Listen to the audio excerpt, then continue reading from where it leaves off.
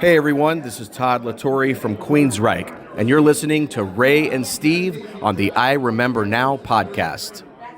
In the cool of the evening, when the fires start burning bright, hear the twilight calling as flames burst into the night. It's creeping in your bloodstream like a metal disease. They all know your name. They know you're a star. You've been around forever, and you know who you are. After hearing those lyrics, you may be wondering who we are. We may be the Queensrÿche podcast, but today we are branching out to talk about Queensrÿche's opener on the most recent Volume and Vengeance tour. This is our tribute to the legendary German metal band Accept, and this is I Remember Now, the Queensrÿche podcast. I remember now.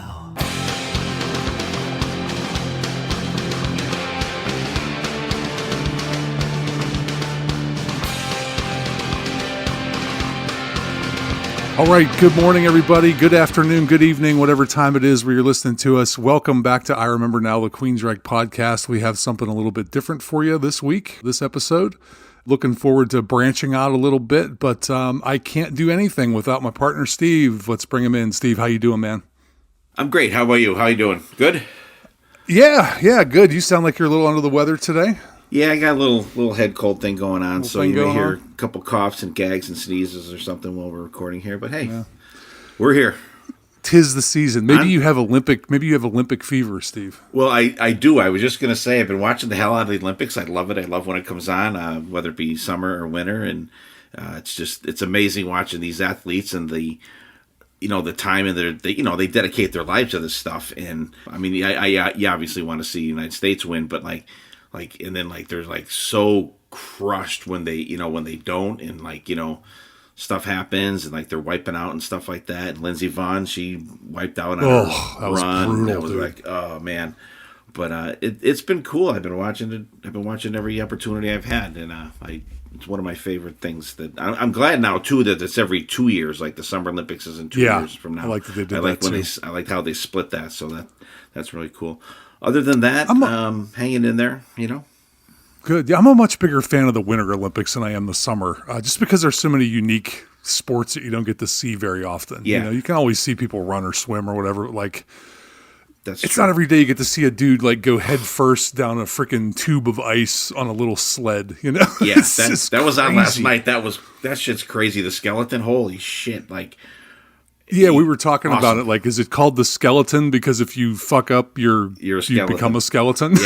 Yeah, it's crazy. So let me ask you a question: If you could be an Olympic athlete in any event, what event would you want to be? I would do the luge, I think, or the skeleton, because I loved sleigh riding as a kid, and actually had some pretty bad wipeouts. I got stuck under a car. They had to jack the car up the one time to get me out from underneath it. When I was a kid, and actually I came down a hill and I skidded sideways, and no one's told me there was a car coming. The car ran over my sled when it went out in front of me. So I had a couple close calls with the sled. So I think I would. I think that's what I would do. Yeah. We did. Calls. The only thing I had that's similar to that is we used to have this big hill, kind of, I don't know, probably 400 yards behind the house that I grew up in. And at the bottom of the hill was woods, there was trees. And we used to ride inner tubes down that hill as a kid. And what you would do is you'd go about 3/4 of the way down the hill, and then you would jump off of your inner tube. So you didn't hit the trees. And then you'd kind of roll down the hill, your inner tube would hit the trees, and it would kind of bounce right back up to you. It was perfect. So you didn't have to go all the way to the bottom of the hill to get your tube and drag it back up. So I'm going down the hill this one day, and my belt loop on my jeans got caught on the what's it called, the air valve, to inflate the inner tube, and I couldn't jump off. I got stuck, and I just slammed right into the trees. I'll never forget. I thought I broke a rib, but I didn't. It was just a big bruise on my side for felt like months afterwards. But that was my traumatic childhood story. But I think I would do this either luge, bobsled, or ski jumping. That ski jumping looks so fun, man. I would love to just try that. Well, what I like now too is that they've incorporated some of the X Games into that, like the half tube and the jumping and the snowboarding, and that snowboard cross is cool too, where the four of them race down the track. That's cool too. Yeah, it's crazy. And the just the downhill, like that's always been my favorite event. Like they hit like 85, 90 miles an hour. It's crazy. Like we're watching that. I said to my wife, like, how does any human being do that? Like, but there's like hundreds of them that do it. You know what I mean? It's like I just can't picture anybody being able to do that. They are just incredible. On the razor's edge of control doing that shit. It's crazy. Oh my God. It's terrifying to watch, man, but it sure is fun. I love the Winter Olympics. I am completely addicted. But, well, we're not here to talk about the Olympics, but at least we didn't give you a weather report this time. We just talked about something different. So let's move on and talk about our last episode quickly because we have a lot of calls. So last episode, we did a review of the Tribe album. So, Steve, what'd you think of that after you've had some time to reflect? Yeah. As always, the episode's always fun. But that was it was a tough listen. It was a couple things that we liked here and there, but nothing. It was kind of tough. It's there's a reason why we kind of saved that and the next one for the last two. I think it just kind of came out that way. But kind of thinking back, it's I don't know if we were avoiding this one and the next one that we're going to do, but. The next one, we'll see how that one comes out. Always fun doing the episode, but like it was a tough listen. It was like, what are you doing? And the thing that I kind of got out of it the most was that it doesn't matter. I mean, it does matter, but it doesn't matter how good or bad the album is. The tour was still really good. It was always good to see them get out there. Yep. A couple things didn't work. And in this tour, like we said, they did something a little different. They did that little acoustic thing in the middle, which was kind of cool. Like a lot of bands were doing that at the time. But good tour and for not so great of an album. Yeah, I actually kind of felt bad after we recorded it, which I normally don't feel like. And I think you even texted me and said, this was not my favorite episode after we did it. And I felt the same way because I hate I shouldn't say I hate being negative. We'll hear more about that in a minute from producer Tim. But it's not as fun when it's like majority of it is negative. And I feel like we were very negative and it's honest opinions and it is what it is. But, I didn't feel as exhilarated after the episode as I normally do when we do an album review, because usually I'm all fired up because I was, listening to this great music for the last couple of weeks and then got the opportunity to talk about it. And this time it just felt kind of weird. Well, and the thing is for me too, is like when we do an episode, say like, you could, be cliche and say Mind Crime or Rage for Order or Empire. Like when we get done with an episode and we're talking about an album, and I usually go back and like give it like one more listen or something like that. I just did not do it this time. No, me either. No, I had enough of that. So like I said before, we have a lot of calls, a lot of feedback on the Tribe episode. So let's get right into those. And the first one is from our good friend, producer Tim. Hello, my Timians. Producer Tim here. A couple of things up front. No sweat to Canada Rob. I get it. And usually once I talk about my quote unquote condition, people get it. But I have lost about 24 pounds. And if I'm really into what I'm seeing, I don't mind standing. Ray and Steve, if you do a multi-listener podcast session, for the love of everything holy, please let me record it. Now on to Queensrÿche's 2003 vehicle titled No Fucking Solos. I mean Tribe. So I've spent a lot of the last 22 years bitching and moaning, not unlike both of you on this episode, about this album. I always talked about the dryness and somewhat unsurety of Jeff's vocals. I mean, at times he sounds like Mr. Garrison from South Park. Or Bane. Are you here? From the third Christian Bale Batman movie. DeGarmo's Not Return certainly didn't live up to the hype. I had a chance over Snowmageddon or Snowpocalypse or Snow My God or whatever to listen to some stuff, and I listened to Tribe, Operation Mindcrime 2, and American Soldier. And I realized that they're not as bad as I had thought. I found some redeeming qualities with them all. I'd even say I enjoyed much or some of each. I always said it being Tribe was at the bottom of the barrel of Tate era Reich. Well, nothing has changed on that. It's still not great. just not as shitty as I thought. Emphasis on the still not great part. I think both of you started digging in. I really don't think you felt as strongly as you sounded on this episode. Not saying you don't feel that way. Just I think you started feeding off of each other's dissent and discontent. Ray, your all in was showing. We got to experience the almost full gamut of the Ray scale. Now, what is the Ray scale, you ask? What is the Ray scale? I'm glad you asked. There's the 200 top 10 songs at the top, then really good, then it's okay. Then we get to the bottom where we get the various stages of awful. It's awful, then it's fucking awful, and it's the ultimate god awful, but there's various intermediate spots such as the Ray classic, It Sucks. I mean, it's a good song, there's nothing wrong with it, but it sucks. And that's not straying too far from the I hate it and I'll never listen to it again. Knowing if for some unknown reason, some crazy unknown reason, if it was played on a platform such as satellite radio that he isn't controlling, that he would not turn it. Ever. And I literally laughed out loud when Ray says, I hate being negative. Give the man some syrup and butter because he's waffling. Oh, again, Canada Rob, I too welcome the busting of chops on me or Ray or Steve. I love yins. So, Tim, good to hear from you, man. Congratulations on the weight loss. I know you've been working hard on that. And being a overweight man in my 50s, I know it's not easy. I'm working on the same thing myself. Started a new eating regimen and workout program myself in the last month or so, trying to get another 20 or 30 pounds off. It's not easy. So good luck with that, man. I'm glad it's going well.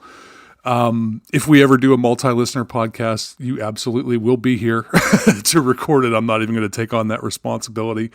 Went into the tribe episode. Tim did a deep dive recently on the entire like mid-career catalog of Queensrÿche, meaning everything after post-DeGarmo, pre-Latore. So went through Q2K and American Soldier and the whole that middle section of the catalog. Because he's always been very critical of that section. He said that he enjoyed it a lot more than what he has in the past, but still, it's not great. I loved his Mr. Garrison and Bane impressions, and calling that out. I really thought that was a good observation. And I cannot let the full gamut of Ray scale go without addressing that. So Tim claims that I have 200 top 10 songs, which is probably not far off. I'm constantly saying, that's a top 10 song for me. But if you added them all up, there was probably close to at least 100, if not 200. I don't know about the various stages of awful, though. He said it went to awful and then, or starts at awful, then goes to fucking awful, and then the ultimate is god awful. I think god awful might be the second phase, and fucking awful is the worst. With, of course, I hate it and I never want to hear it again being the actual the top of the pyramid there. So we might have one of those on this episode that we're going to talk about today. Usually save that one for the Asylum show, but there's one on here that I think is kind of a stinker. But I don't know. I do waffle. I hate to just trash a song, because it's somebody's art. Somebody created it. And the worst song we've ever reviewed on here is 1,000 times better than anything I could ever write or perform. So I really have no right criticizing songwriting, but it's what we do. So Tim, thanks for the call. Always good hearing from you, and thank you for the very creative and very loud and distorted Turn the Current On. Yeah, thanks for calling, Tim. Always good to hear from Producer Tim. I love the Bane voice. I can't do it, but Tim did a great version of it. Always cool hearing from Tim. Congratulations on your weight loss and everything too as well. But Ray, and I gotta say, I have heard all of the stages of Ray's awfulness. So I think fucking awful's the top of the scale for Ray also. But now you got me thinking, what song are you fucking talking about? What song's god awful? I think I know which one it is, We'll address that when we get to it. I'm sure. Well, it's not going to be one of your songs. It's obviously going to be one of mine. But Yes. I think I have it narrowed down to 2, but I think it's the one that I think it is. So Okay. we'll see. We'll see if you're right. What I'll do is I'll write it down now. Well, I won't because we're not doing video. So, but I'm not going to lie to you and say, it's on our system. Yeah. So you got me thinking now. But thanks for the call, Tim. Appreciate it. Yeah, and we would appreciate you recording us if we have someone else on. That would be good. Yeah, we had talked about having multiple people on, so yeah, if that happens, it will definitely be a Tim joining us. So you're going to have to get up extra early on a Sunday, Tim. All right, so thanks again, Tim, for calling in, and let's move on to our next call from our buddy Mike Holland. I will admit I had some trepidation when I was first turning this on, with the fear that you guys were actually going to like some of these songs. I guess I didn't have to worry. You definitely liked some more than I did. Open is hands down the only track on the song. It's quite easy for me to go to rate them because Open's number 1, the rest are 10. I was so disappointed with this album. I think I liked it when it first came out for some reason, but it definitely fell off quickly after that. To me, this one was so self-indulgent for Tate. It's when he really started doing all his weird little weird vocal hits when he's singing, and it really drove me bonkers. But I definitely loved Open, and I saw them with Dream Theater. Yeah, I get it. You don't like Dream Theater, but God, that was an excellent damn show. Definitely did not reflect how horrible this album was. I can tolerate a couple of the other songs, I'll admit it, but by and large, the whole album's insta skip for me. I would absolutely put Dedicated to Chaos and Take Cover above this one. Oh God, I feel bad because I absolutely love this band, but this should never have been let out of the womb, man. It was just such a bad album. But anyway, at least I got a Queensrÿche album. I guess I could be happy for that, but yeah, it's so horrible. Even Scott Rockenfield. This was, other than Open, none of these songs inspired me to play along or to learn them. It's sad. It tells you where I was at when I got this album, because I always focus on drums and the singing. I totally overlooked the fact that there was no damn solos. And now that it's staring me right in the face, it's like, shit, I wonder if that's part of the reason I didn't like it. But yep, 100% with you guys. This, it breaks my heart. This album absolutely breaks my heart. So Mike shared a lot of similar sentiments that we had when it comes to Tribe. He did say that he was fearing that we would like a lot of the songs. I'm not sure what that says about us, but thanks, Mike. I liked his comment that Open is number 1, or in terms of ranking the songs, Open is number 1 and the rest are number 10.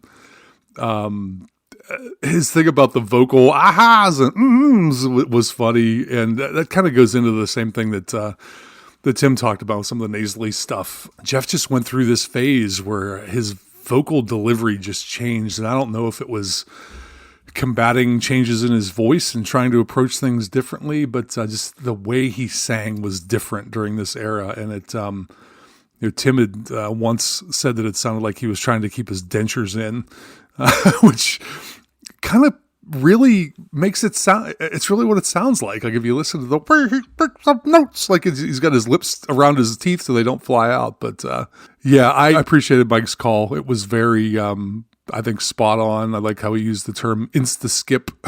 I thought that was fun. And he said that Dedicated to Chaos and Take Cover, he would take those albums over Tribe any day. I don't agree on Take Cover. That's my least favorite. But Dedicated to Chaos all day, every day over Tribe for me. Yeah, Mike, thanks for the call. Appreciate it. I do agree with you that it was seemed very self-indulgent for Jeff Tate. Definitely uninspiring. And he was right on with this too. No solos. So good job, Mike. Appreciate it.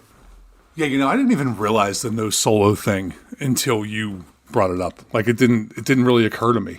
So yeah, I thought that was interesting. And there were a few here and there scattered around, but they were really brief. Yeah, nothing. Just not. Yeah, not up to the quality that we're used to from. Yeah, no no dual guitar harmonies, or you know what I mean. We didn't get it was very un-Queensrÿche like. Yeah, it just didn't sound like Queensrÿche, and that's okay. Like, we've said that before. Like, here I go waffling. They're a band that's always changed from album to album, like changed their sound, changed their style, changed their songwriting. But like, there was always those things running through the music that kind of tied it all together. Like, even though Rage for Order and The Warning sound very different from each other, you can still feel the Queensrÿchiness of the two albums. You know what I mean? Whereas this one, it just sounded like they're trying to be something completely different. It just did not work at all for me. It didn't have the core. It didn't have the Queensrÿche core to it. Yeah, even like Here in the Now Frontier, like it's very different. It was kind of a departure from anything they ever did, but you could still hear the guitar harmonies. You could still hear the vocal harmonies. Like there was a lot of those, the roots of the band you could still hear, even though the music was considerably different than anything we had heard before. All right, let's hear a glowing review of Tribe on this call. This is our good friend Angry Guy Scott. We haven't heard from Scott in a long time, so I'm glad Scott is back. So let's hear from Scott. Good afternoon, gentlemen. This is a message for the I Remember Now Queensrÿche podcast. This is Angry Scott. I have not checked in a while, and I apologize for that. I do listen to all the shows. Tribe. Oof. Ray, you told me you haven't called in a while. So before listening to the podcast, I purposely sat down and re-listened to this album while I was at work today. I'm a chef at a hospital, and I turned over one of my recipes, and I began to scribble notes on every song, which I've not done. So here we go. Opening song. I wrote, solid metal riff on the verse. This album is actually starting out promising. I remember this. It's a really good riff, definitely reminiscent of earlier Reich. I wrote weak chorus, small breakdown, no solo equals shit songs. Is this Metallica all over again? But I moved on. Losing myself, wimpy tribal drum intro with alternative sounding vocals. Chorus, grungy, no right sound to be found here. Drum sound, cheap and terrible, almost as bad as Saint Anger. Poor production, first two songs. Why is there a weird space sound playing during the verse? What in the hell was going on? That was just the strangest thing. Whatever that sound is, keyboards, I don't know. It's just stupid. Terrible solo, like a first-year guitar student. Absolutely brutal. By the way, also at the end, I made some notes after you guys, I listened to your review. 1, 3, 4, 9, and 10 were all DeGarmo tracks, co-written. And of 1, 3, 4, 9, and 10, 4 of the 5 I wrote crap. That's why I want him back. Third song, Desert Dance. Horrible chorus, breakdown into the solo. Middle Eastern style solo, just a noisy, guitar-driven, grungy song going nowhere. Brutal, dead snare sound. A snare, very boxy, not as bad as Saint Anger, but very, very, I don't know what Scott was doing with this. Just the production on this album is subpar. Fourth song, Falling Behind. Ballad might be better with better production, no guitar solo. After one listen, I can't remember the chorus. The vocals are really good on this, but the song is forgettable. I actually think this is the last album that Jeff had really good vocals on. And then after this, he seemed to develop, kind of like Sebastian Bach did, this weird nasally sound. Jeff has no high note on this album anywhere, by the way. And he just gets nasally. I got cut off. Let's try this again.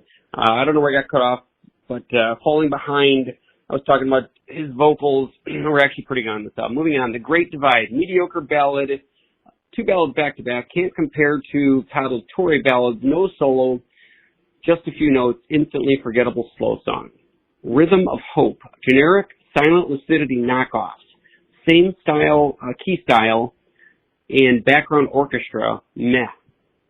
Tribe, Jeff sounds whiny on this, chorus is crap, repetitive, verse is tribal grungy, nothing I could sing to live, no real solo, another crap song. Blood, all I can see is the word sucks, I don't know what I wrote next to it. Verse, boring, boxy, repetitive, crap sound. The Art of Life, spoken verses, dislike this. Music under the verse is good, really good, but it's buried. The mix is really poor on this song. Chorus boring, chorus ruins it, another no solo. Doing fine, and I quote, here we are all getting along, doing fine. Nope. Boring. What a way to finish this crappy album. I give it a 2 out of 10. Nothing saved to any of my Queensrÿche playlists or anywhere else in my Spotify. It doesn't get much better after this. Yikes, the next couple albums. Guys, have a good day. Keep up the good fight. So yeah, I would say Scott's a fan of this album, huh? What do you think, Steve? Oh, he loves it. Yeah. I didn't realize Scott was a chef. Kind of cool. It's the same industry I'm in. I'm not a chef, but I'm in the food service world on the equipment side. So Scott, not to be a salesman here, but if you ever need any equipment, give me a buzz. So good to hear that fellow food service industry worker out there. I'm not going to go through track by track and comment on everything that Scott said, but just going to pull out a couple of highlights because his call was pretty long and we don't want to have a 20-minute discussion about his call afterwards. But I like how he said 4 out of 5 DeGarmo songs were crap. I agree. I was so looking forward to DeGarmo coming back and then so disappointed that this was the output that we got. Like, I just did not feel that he brought anything to this recording or this writing for this album. I mentioned Rhythm of Hope being a Silent Lucidity ripoff. I didn't really get that when listening to it, but I see where he's coming from. There's some orchestral elements to it that to kind of tie into Silent Lucidity. My favorite comment of his entire call, though, was on the song Blood. He's like, I can't really tell what I wrote next to it. I just see the word sucks. And that just made me literally laugh out loud. So, Scott ranked it a 2 out of 10. That might be a little harsh. I think it might be a little better than a 2. It's definitely well below a 5, but I think 2's a little harsh. To each their own. He is Angry Guy Scott for a reason, and that's why we love him. And thank you for the call, Scott. It was great hearing from you. Yeah, absolutely great hearing from you, Scott, once again. And I like his insights to them, too. My favorite part was no solos equals shit song. And great job, Scott. I appreciate it. And he was the one that yelled at us for enjoying the saxophone on something. I mean, it might have been something from Dedicated to Chaos, maybe, when we did it. I liked it. So, you know what? And I would even take a goddamn sax solo in one of these songs rather than not hearing any solo at all. So thanks for calling, Scott. Appreciate it. Yeah, at least it's a solo of some sort. All right, so now we've got a couple of calls from Jims. So let's do the first one. Jim from Irwin. Hey, this is Jim from Irwin calling in for the I Remember Now Queensrÿche podcast. Hey, guys, Steve, Ray, in regards to the latest episode on Tribe. It's definitely one of those albums that's a hard listen.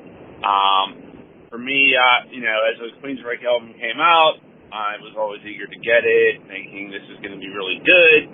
It obviously opens with a pretty decent track and opens, and my hopes were pretty high, and then the rest of it happened, and I was like, wow, this is just not grabbing me. So, not one of my favorites in the catalog. Somewhere along the line, I did read a blog post from somebody saying that it should be listened to as a continuation of Promised Land lyrically due to DeGarmo's re-involvement in it. I tried taking that approach with it, and I can hear at various points where there's some similarities, I guess, but overall, it's just not a go-to album for me. Anyway, that's all I've really got to say about it. It's just kind of ho-hum. So anyway, you guys have a good one, and we will talk to you soon. All right, so Jim, thanks for calling in. Always appreciate you supporting the show and participating in the show. Kind of more of the same, another negative reaction to Tribe. The one thing he did bring up that I had never heard before and certainly didn't hear it in listening to and looking at the lyrics of that album was the tie-in to Promised Land and how it was kind of a continuation of some themes, at least some thematic elements and concepts from Promised Land. I did not hear that. I will listen for it again someday, maybe 10, 15, 20 years from now when I decide to listen to Tribe again, because it's not going to be anytime soon. That concept did not grab me enough to say, hey, let's go back and listen to it this week and find out if that's true. I'm over Tribe for the moment, but next time I do put it on, I will definitely listen for that. So interesting if that is the case, but that's the first I'd heard of that. So Jim, thanks for bringing that up. And thanks for calling in. Yeah, hey Jim, good to hear from you again. Yeah, some good insights there, and I didn't catch the tie-in to Promised Land either, so I may take a little longer than Ray to get back to it, though. And he was 100% right. It was a hard listen and ho hum, but thank you for calling, Jim. Really appreciate it. Did you say a little longer than me? Yeah, So more than 20 years. yeah, maybe like 21 and a half or something like that. Steve will be laying on his deathbed when he's 98 years old and say, you know what? Let me listen to Tribe. Tribe one last time. And your wife will be like, your Tribe? You want your kids around? No, Tribe. And then I won't get to listen to it, and she won't know what I'm talking about. Yeah, and you'll die a happy man because you didn't get to listen to it again. Oh, God.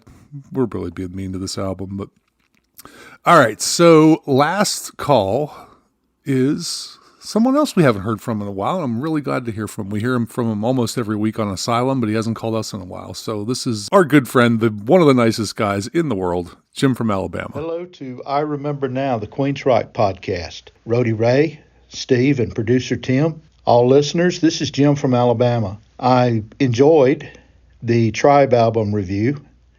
I just wanted to come on here and quickly say how excited I am for some of the topics that you guys have mentioned that are coming up here in 2026 on I Remember Now.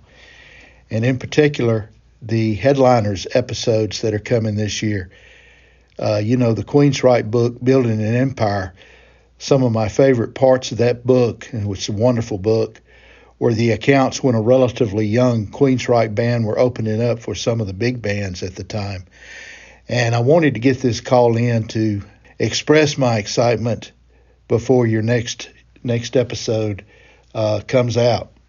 My voice is a little out of whack today, and I'm working on about 2.5 hours of sleep because I did catch the Jeff Tate Operation Mindcrime, the final chapter show again last night. And even though it's kind of tough at my age to keep going after 2.5 hours of rest, I'd do it again tonight in a heartbeat. So we appreciate you guys. Keep the good stuff coming. Just a brief call to say hello. Looking forward to some things coming down the line. Take care, guys. Bye. So, Jim, thanks for calling, buddy. Really appreciate your kind words on the show. I'm glad to hear that you're looking forward to the headliner episodes that we've got planned. Some of the Queensrÿche adjacent topics, one of which we're doing today, as we kind of branch out a little bit and try to fill our schedule with some interesting content. So glad to hear that you're looking forward to it. Did get some other positive feedback from some other listeners on social media that they're looking forward to some of the stuff that we had mentioned that's coming down the pike, particularly the modern era Queensrÿche countdown. People love the countdown shows. So we're looking forward to getting that kicked off later in the year. Jim also mentioned going to see Jeff Tate again this past week, which would have been a week ago now. He came up to Pittsburgh to go to the show with us whenever our gang went to go see it. He got to see them again. I believe it was in Birmingham, Alabama, this past week or so. Got the meet and greet passes this time, sent us a bunch of pictures. So he said the show was awesome. They did change the set list. And did you see, Steve, like a week after we release our Tribe episode, Jeff Tate changes the set list and adds Blood to the set list. I was astounded when I saw that. I was like, why this entire catalog of all this incredible music would you add that song? Then I watched the live video of it and I got it. He was kind of addressing some of the civil unrest and violence that's going on in the country nowadays. And gives like a little monologue before that about violence being unacceptable, and this was a song dedicated to that, which I kind of thought that was kind of cool. Actually, does it acoustically too, which gives it a little bit more life. Yeah, I just thought it was funny that right after we literally trashed that song for 5 minutes, he adds it to his set list. Yeah, we actually trashed it both for 5 minutes easily. Yeah, probably 10 minutes combined. Yeah, always great to hear from Jim. Super nice guy. I can't wait to meet him in person someday. Just seems like such a great person all around. You know what I mean? Just a great guy, funny as hell. I love his videos that he puts his entrance videos that he comes into work. Those are fucking hilarious. And and he's rocking the Jeff Tate shows for sure. And we're excited too, Jim, for the headliners things we have going. So I think it's good too that we're kind of breaking things up and spreading things out, because we are so far on our schedule of what we kind of put out there between Ray and I of what we're going to be doing, and date wise, knock on wood, we've been good for the last couple. So we're looking forward to that too, and it's always good to branch out. Like I've always said it, like like we're not a weekly podcast, but like Potter Than Hell is, like, and I always tell the guys like how these guys do, like there's like a Deep Purple podcast, the guys that do the Kiss podcast, like it's crazy that I mean, to do that same band week in, week out, I think it's, and every now and then, like, those podcasts will kind of branch out. And, on every podcast, everyone talks about different stuff. Like, you get off on tangents about, another artist or something like that. But, by and large, like, doing a podcast on the same band, like, weekly has got to just be, like, insane to do. And I kudos and, hand clapping and all that stuff for anyone that does that. And, and I enjoy them. I still have my core podcasts that I listen to. I'm a little bit behind the last couple of weeks with moving and stuff. I'm still, working on waiting for the closing date on our house and stuff. So, but, I'm a little bit behind, but I really, it's crazy. So, I like that we're branching out a little bit too, was what I was really getting at, the long version. But thanks for calling, there's only Jim. so much material you can cover. And that's one of the reasons why the Asylum show, we decided a couple years back, like, we got to get off the trying to be all Kiss every week and just do something different, because you just run out of stuff to talk about and you get repetitive, and you're doing stuff that's just, let's talk about the top 10 Paul Stanley rhythm guitar parts under Ace Frehley solos in makeup albums. It's like, that's who a good gives topic. a shit? You think? You can steal that one. But like, we were getting to that level, and it's just like, I don't want this show to become that, because, we're going to be through the albums at some point soon. We may go back and revisit some from time to time, but I don't want to get into like just rehashing the same stuff over and over again. So we'll just kind of try to figure out how to keep things fresh here. But getting back to Jim's call real quick, really not his call, but when he posted his pictures on social media from the meet and greet, I thought you had the best quote. It was a picture of him and Jeff Tate, Jeff with the cowboy hat on. Your quote was, "Look at that legend and some guy in a cowboy hat," which I thought was funny. It's true. Yeah, Jim is a legend. So Jim, thanks for calling, man. Glad to hear you're still listening. All right, so that's all the calls. I have one email I want to get to here. This is from Canada Rob. He said we don't have to read this if we don't want to, but why not? Let's do it. It's a little bit long. It's got a lot of math in it, so if you don't like math, this might not be your thing. But it says, "Hello, Ray and Steve. I love the countdown," with an exclamation point.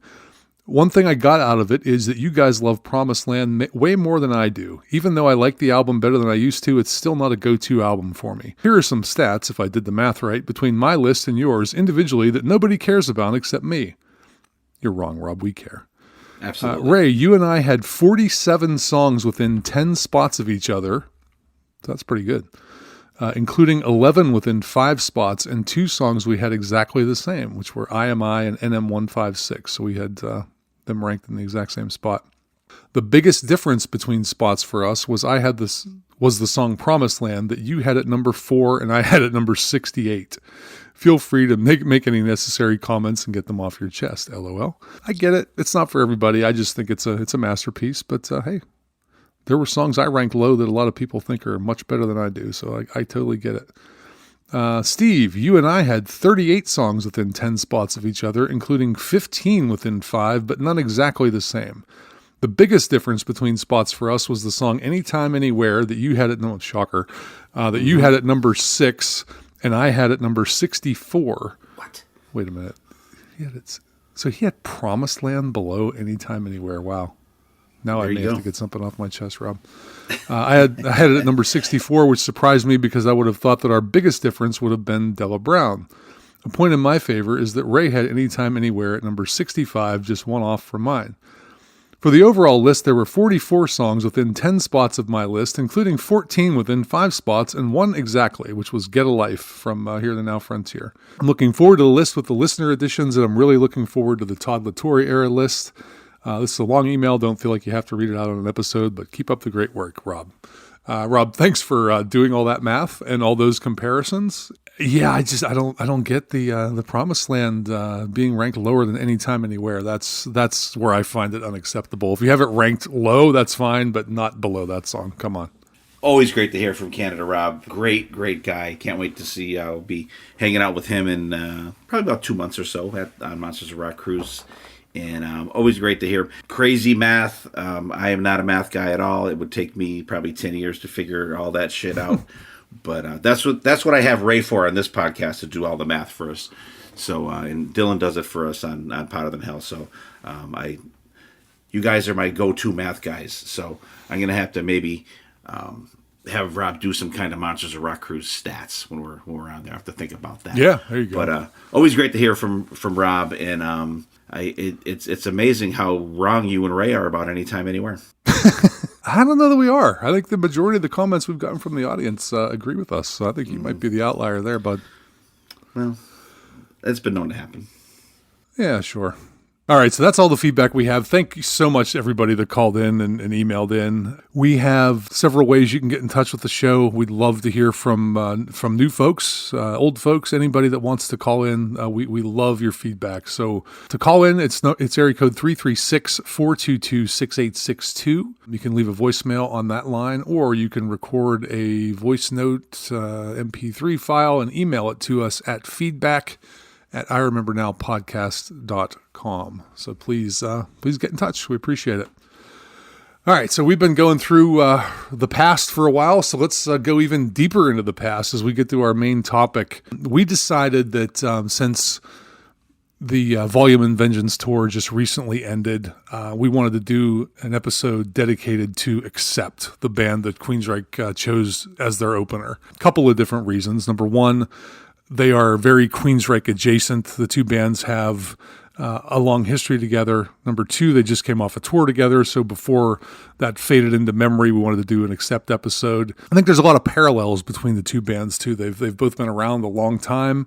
They both have successfully gone through a lead vocalist change, which is not easy to do whenever, especially you have two bands with very unique sounding lead vocalists, and to be able to find someone to replace that person could not have been easy. So there's just a lot of parallels, I think, between Accept and Queensrÿche. And the other reason is we just freaking love them and have loved them for a long time, and we want to talk about it. So we are doing Accept. We're going to do our top 5 songs each from the Udo era, and then our top 5 songs each from the Mark era. So the two different singer eras. We're going to kind of go back and forth and count them down from 5 to 1. But before we do that, Steve, what's your history with the band? I know you go a long way back with Accept as well. Yeah, back in the day when we were doing our weekly trip, our weekly bus trip before any of us drove to Scranton, like I've said it before, we'd each get an album, and it would kind of circulate between me and my two buddies. My one buddy, Dugo, he picked up Restless and Wild because if you look at the Accept things, there's 2 different covers for Restless and Wild. We had the American one, the one where with the live shot with the red tinting on it. Yeah. And and that was like, ooh, that looks like it's going to be good. So he grabbed that, circulated through us, and I remember hearing Fast as a Shark, the Heidi, Hido, and the wow, and it comes in, and that could be one of the first ever thrash songs, because I think it's just the first thrash song. First so, one I ever heard. Is there anything that goes back earlier than that was that fast? I not that I could recall, but I was we were kind of what the hell is this? This was way heavier, way faster than anything we've ever heard. It did come out in, what year was that? 82, yeah. So, I mean, that's a year before Metallica came out. That's a year before, a couple of years before Megadeth came out. So, it could very well be. But, the other songs on the album were just, absolutely fantastic. We never got to see them until the Metal Heart tour. We saw them with, was Rough Cut opened up, and then it was Accept, and then it was Crocus. They were on the Blitz tour. Oh, Ray, it was one of the best shows I've ever seen. It was fucking awesome. And assuming you left after Accept was done, then. Nope. Crocus was kick ass, by the way. I would love to see Rough Cut, but I couldn't take Crocus for 5 minutes. So then, we saw them on that tour. Then we got to see them on the Russian Roulette tour. They opened up for Dio on the second part of the Sacred Heart tour when with Craig Goldie. We saw them, and it was weird too because the first time we saw Dio on the Sacred Heart tour, Rough Cut opened up for them, and then on the second time, Accept opened up for them. And it was funny too because when we saw Accept and Rough Cut at the Crocus show, they were all just like Rough Cut was like kind of like jeans and leather. Accept was just the leather. But then when we saw them a couple of years later, both of them were glammed out, like they had like kind of like how Priest kind of went with like the kind of shiny stuff on like for Turbo, like that's how Accept was, and also Rough Cut. So it was just that shift those couple of years, just visually they were different, and but I've always liked how Accept has just stuck to their guns. Could they be the AC/DC of metal? Maybe. If you got a formula and you're doing it and you like it and your fans like it, they didn't really change much over the years, because when Andy Sneap started to produce them for Blood of the Nations, when Mark came into the band, one of the first things he did was told him, he said, go back and listen to your old albums. Go back and listen. We want that vibe. And that's what they did, and they've had some lineup changes since then. Half the band is Americans now, which is cool. And the only one of the current band that I have not met and had a conversation with is Wolf Hoffman. The only one, but that's going to happen someday. But I've been with them since, I won't say since day one, since Restless and Wild, anyways. And they've just always been a band that I've loved. I was like so excited when I heard that they were coming back out. And I was familiar with Mark Tornillo from his TNT days. Not TNT. TT Quick days. Sorry about that little mind fog there. But I knew his voice from that Medal of Honor album, and just semi-local. He's a New Jersey guy. He's an East Coast guy. And when that Blood of the Nations album came out, we were absolutely blown away. What do you got? Yeah, so I go back, I guess not as far album-wise, but concert-wise.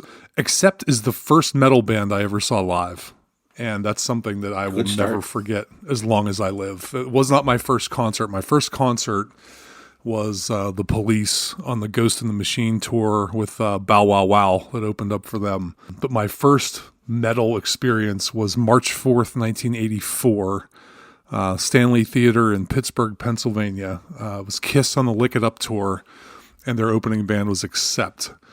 And I remember we got to the show, there was a huge line outside the theater to get in. And as we're coming in, the Accept started. And the sound that was coming, like when you're not in the performance area, you're kind of out in the whatever it's called, like the aisleways where the merch and the concession stands and all that is.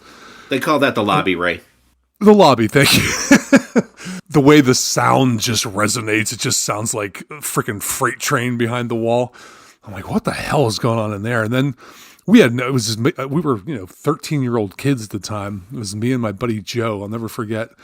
And we couldn't figure out where to go for our seats. So the doors opened like to the floor. This is like a theater that had like a floor and then just like a balcony hanging over. We just charged the stage basically. So we got all the way to the front, like in the aisle, not knowing what the hell we were doing. This was our first metal show, and I just remember standing there and seeing these guys with the hair and the flying V's and the giant drum set and fucking Udo in his camos looking like a little evil troll up on stage, just prowling back and forth. Couldn't understand a word they were saying. It was just loud and bombastic. And I was like, oh my God, this is amazing. And then we ended up getting kicked out of where we were because our seats were actually on the balcony. So I missed the first couple songs, but then by the time I got to our seats in the balcony, was really able to take the whole thing in. But I just will never forget that image of standing there, literally probably 15 feet away from the stage and just seeing these guys and being like, oh my God, this is my music. This is going to forever shape my path. So I give Accept a tremendous amount of credit for forming my musical taste.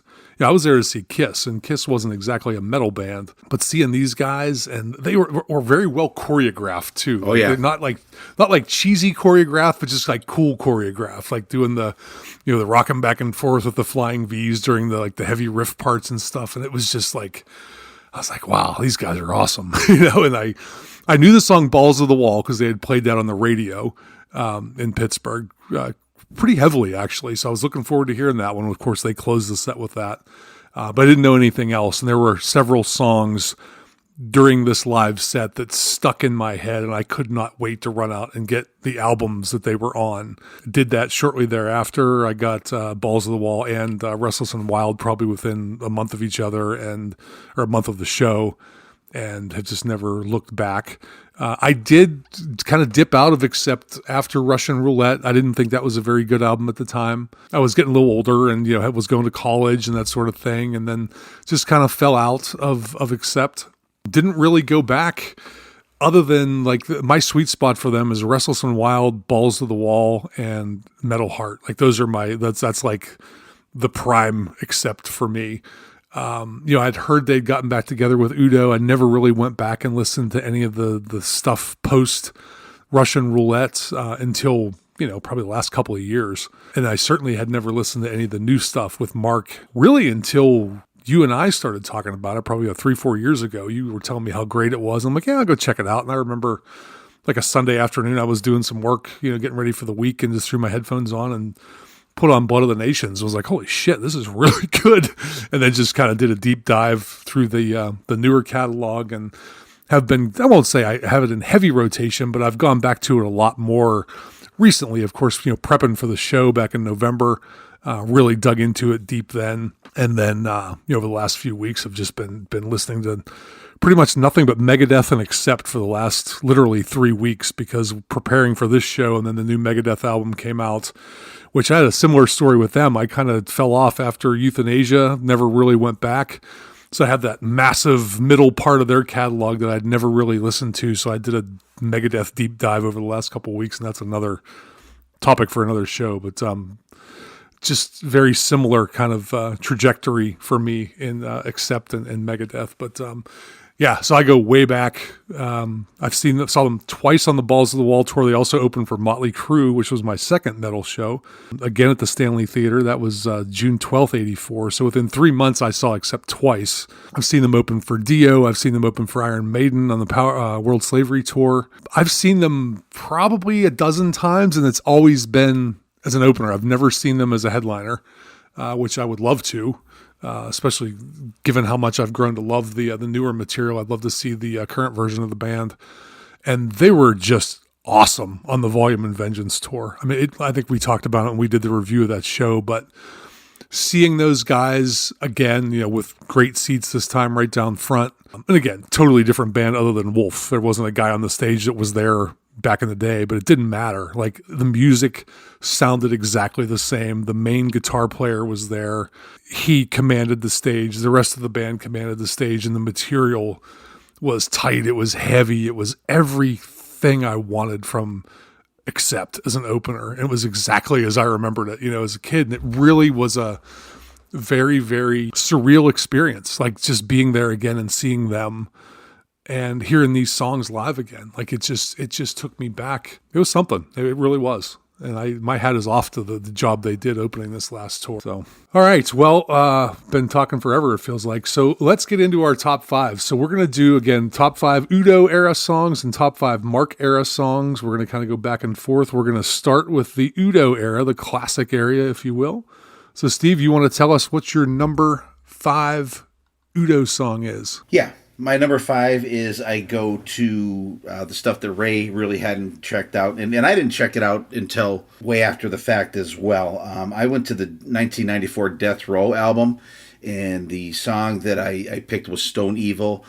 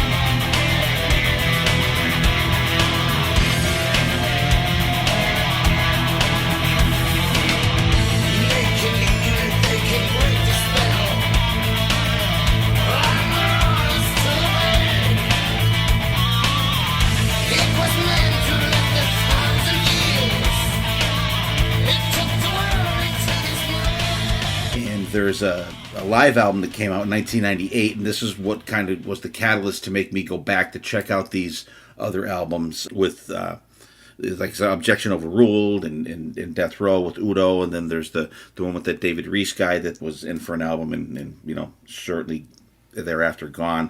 But Stone Evil definitely takes you back to the older type, Accept and stuff, and really cool distorted bass part in the beginning there. There's little couple plinky leads in there, like Voodoo. Udo's Voodoo. Voodoo. Udo's vocals, he's got a little extra growl on this song. Once again, I will say probably a million times today, the patented Accept background vocals. But I really like the intensity of this song. There's a really cool bridge before the solo, and it's got one of those kind of takeoff solos in the beginning. Then it just rips. Wolf Hoffman is an amazing guitar player. I love the stuff he's done over the years. The intense riff is the thing that really attracts me to this song. It's a cool one, and I'm sure this is one you probably weren't familiar with. It was not at all. I did go back and listen to all these albums, I don't know, probably 3-4 years ago, but it was like a one-time listen and never really went back. I don't know what I was doing, maybe working out or working around the house or something. Nothing really stuck with me. But yeah, my first note on Stone Evil was just, what a riff, man. It's killer. It reminds me a little bit of Too Young to Fall in Love by Motley Crue, which that's going to be the first Motley Crue reference. I guess second, because I talked about the show, but there's another song that really reminds me of a Motley Crue song on this list, so we'll get to that later. But yeah, Too Young to Fall in Love came to mind. You mentioned Udo's growl. He just sounds evil on this song, which I guess in a song called Stone Evil, that's kind of a good thing. The chorus riff, and I'm not saying this is a great thing. The riff under the chorus, it's very like Judas Priest, Defenders of the Faith era sounding. Like it was really, really, this song just took me all over the place. Like I'm hearing Motley Crue, I'm hearing Priest, but it's all done in that Accept style, but they're just so good at capturing metal. You know what I mean? Like they are just a fucking metal band. No, this was a good one. I was not familiar with this song, but I was really glad you picked it, and I've really enjoyed listening to it over the last couple of weeks. So yeah, I thought it was a really, really good choice. All right, so my number 5 Udo song is one of those songs that stuck with me at that first show that I saw back in Pittsburgh back in 1984. This is from Restless and Wild, and this is Flash Rockin' Man.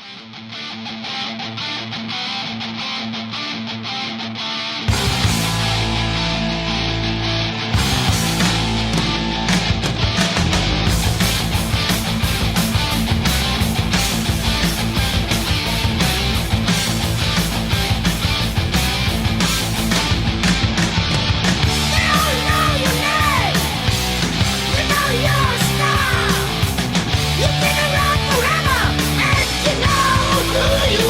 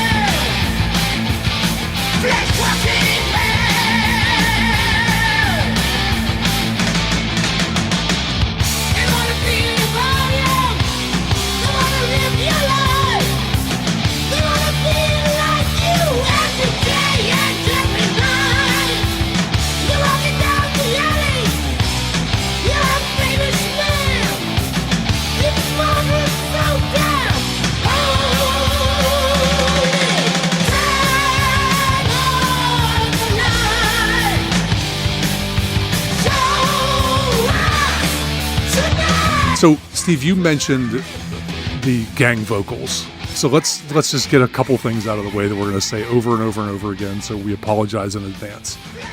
Number one, Accept might be the best riff writing band in all of metal. I can't think of another band, with the possible exceptions of Metallica and Megadeth, but they're very different though. Yeah. That has more just great riffs in their catalog. Like, a lot of them are similar, but they're just different enough to grab you. But whether it's guitar tone or tempo or just make a slight change, but like as soon as you hear it, you know it's Accept, you know?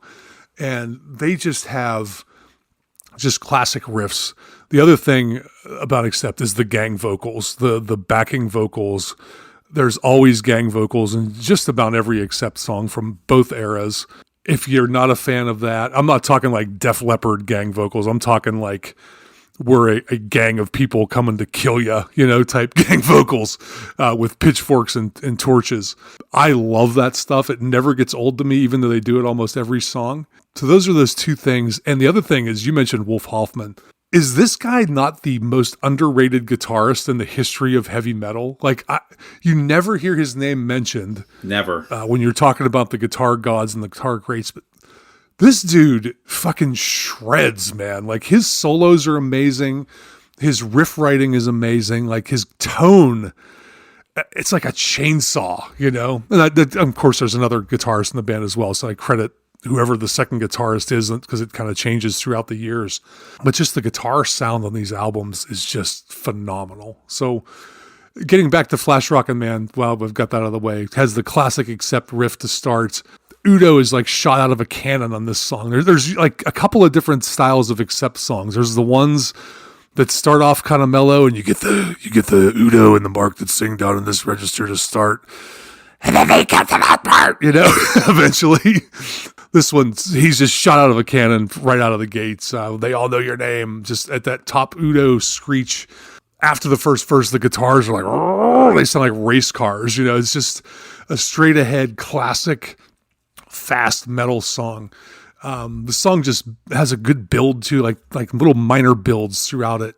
Like the way it builds the chords and the drums, like before he actually says "Flash Rockin' Man," it's like it's just. This was one of those songs, like when they played it live that first night, I was like, this song fucking rules. I was finally in my seat. I could hear everything. It sounded great. You know, they got the mix right. And I just remember just going crazy. I'd never heard the song before in my life, but it was so badass. You get some like special effects or some thundery kind of sounds during the bridge. And the bridge in this song is really like kind of a total left turn over the rest of the song. It's very, very different than the rest of the tune, but then it gets heavier and heavier and heavier. And then the solo kicks in. And it just fucking rips. I mean, this is a great solo. This is just one of those classic heavy metal songs that, you know, you always say, like, why do artists play these songs live? Like, if I had never heard this song live, like, I would have never bought this album, you know? And this is one of the reasons why I did. And kudos to them for making such an impression on, you know, 13-year-old Ray, that the first thing he wanted to do was run out and buy Restless and Wild after he saw this show. So Flash Rockin' Man has always been a top Accept song for me. So what do you think, Steve? It's funny, too, that you mentioned it. And don't you love when you see a band live and you know, you're not familiar, you know, you've heard of them and you've heard maybe one song, like you've heard Balls to the Wall from these guys. And then like when you see them live, like, something automatically catches you and you're a fan for life instantly. And that's what happened for me with Tesla. That's immediately what I think of. I never even heard the name of the band before. I never heard or seen one song. They came on, they did Coming At You Live, instantly had me hooked. And it's cool to hear. Such a great opening song. Oh, it is. But it's not the opening song of the album. I don't know what the fucking deal is with that, by the way. Anyway, Flash Rockin' Man, this was one of the songs that stuck out to us when we first checked out Restless and Wild. That quick opening riff. I really like the pace of the verses. The choppy guitars I love for the chorus. There's like a grinding bridge before the solo that is absolutely killer. And how about that goddamn scream at the end? That holy fuck, like. And the thing we were kind of talked about the background vocals a little bit. I think it's the deepness of the background vocals. Yeah. You know, just how they come in, that they got that deep voice, and it just adds that extra element to the song. But Restless Wild is a great pick. That was on my short list also. All right, my next track is going to be from Ray, the much maligned Russian Roulette album, and this one is called Aiming High.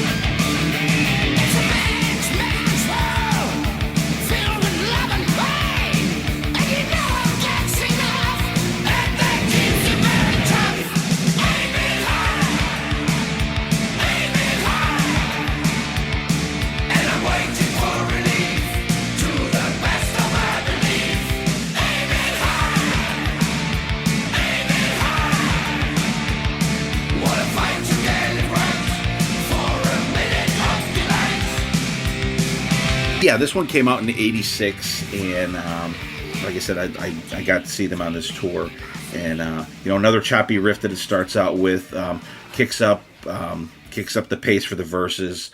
I love the back. There's like background vocal insertions in there. There's some ripping lead fills throughout the song. Yeah, Ray, this is the beginning of some more rocker drivel for me, and you're gonna hear a lot of rocker drivel throughout this episode. By the way, just a killer solo on this one, and I honestly think Russian Roulette doesn't get enough love. So give it another listen, Ray. I mean, I'm sure you've probably gone back to it a little bit, but there's some good stuff on there. There really is. Yeah, no, I have. I kind of dropped off on Russian Roulette back in the day, but I have gone back to it, over the years, and it is better than I remember. I still think it's a drop off in quality from where Balls to the Wall and Metal Heart were. I think Balls to the Wall is the pinnacle, and we'll get to that a little bit later on. Just that album is a desert island, 10 out of 10, perfect album for me. But no, this song, I remember this song. It's got a really great driving tempo. It's got a great sing-along chorus. The chorus reminds me of it could have been like a 80s movie montage, like a training sequence, or when you're getting the band together or something. The aiming high. It sounds like a movie montage kind of song, that's not a bad thing. I'm saying that as a compliment. But no, this is one I had kind of forgotten about. And once I heard it, I remembered it, and I was like, yeah, this is a good song. And I don't know why I haven't thrown this one on playlists for a while. It's certainly not a top 5 or even top 10 accept song for me, but I totally get why you dig it. It's just got a great driving tempo. It's one of those songs that just makes you want to put the pedal to the metal, when you're driving, and sing along and put the windows down. And just a really good song, and probably the best song on Russian Roulette. I would definitely say that, having going back and listened to that album again in the last couple of weeks. I think this is a good one. It's a good choice. But not much else to say about that one. It's just a good straight ahead 80s sounding movie montage metal tune. All right, so my number 4 in the Udo era. This is another one of those. Actually, every song on this list except for one were ones that were ingrained into my head that night I first saw them. This is another one from Restless and Wild called Princess of the Dawn.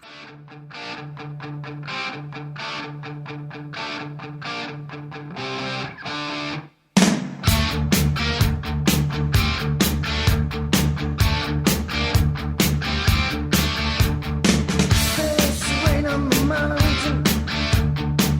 I watch for us on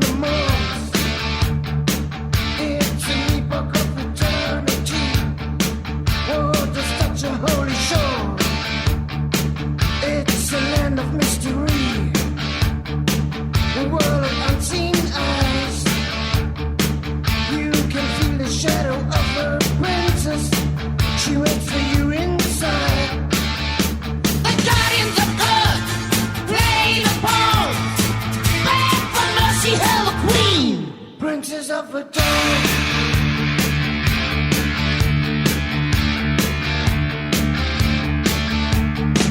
In the war of the dragons, young blood ran its course. Fate fell to his blade. The night iron horse, a forgotten priest, disappearing in the haze. A chamber of festal virgins, twilight is her slave. The wizard of Oz, moon above, life forsaken dust to dust, brings us of a dawn.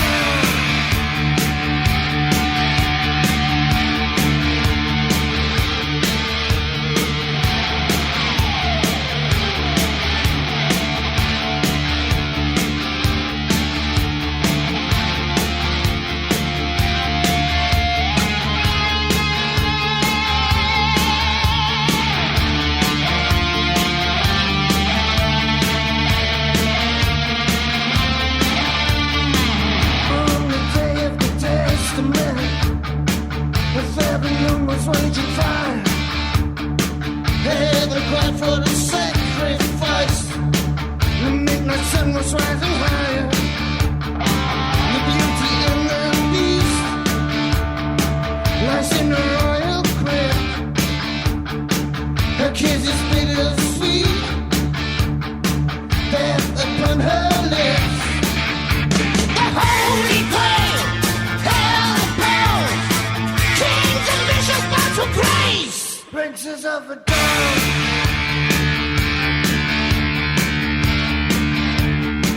So yeah, this tune was unforgettable, like when you hear it live. And that's one thing, like there's a lot of times you mentioned when you see a band that you don't know their material and then you hear it live and it makes you remember it.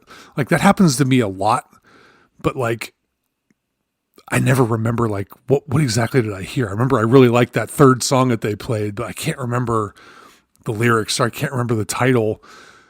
Like these tunes from that show, like I'll never forget them. When they first do the stop and then Princess of the Dawn, I was like, oh, this song's called Princess of the Dawn. And I remembered that. So it has that iconic riff that just goes throughout the song. You get the very laid back Udo vocals, during the verses. The song kind of picks up in intensity as it goes on. This is a long one. I'm not sure. I don't have the time written down, but this song goes on for a while. They could probably tighten it up by, 20 seconds or so, but, the guitar soloing in this song is just sick. Like there's so much going on in the solos, which go on for a long time towards the end of the song. He does those, I've heard them called like spider crawl licks. I don't know if that's a guitar player term or not, but like that ding, ding, ding, ding, ding, ding, ding, ding, ding, ding, ding, ding, ding thing that he does. It's just so badass because you've got the other like kind of heavy riff underneath it. While he's doing that, that's the part like at the end where they're doing the princess of the dawn.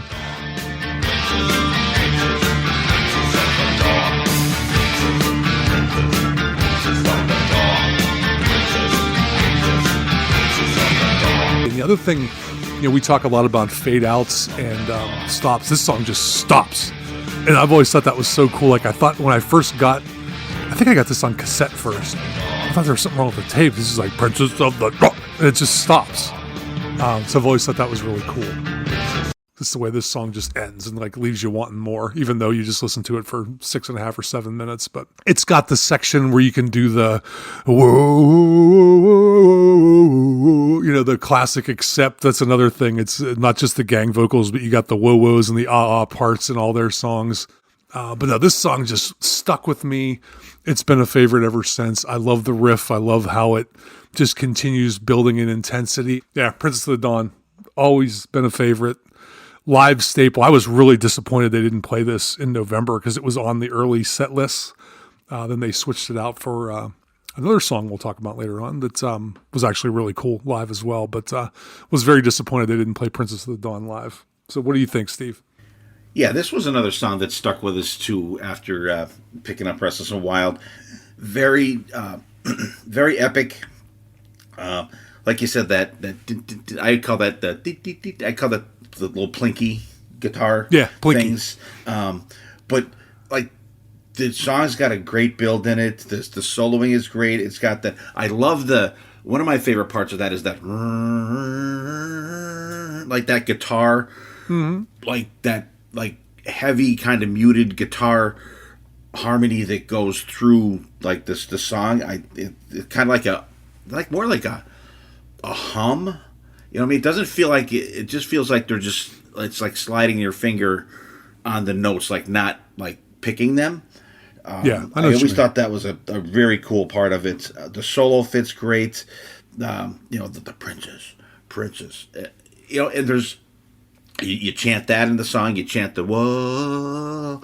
Just always a great one to see. And I've seen them do it many times. And just like the crowds just eat that stuff up. They just absolutely. Oh yeah, great pick.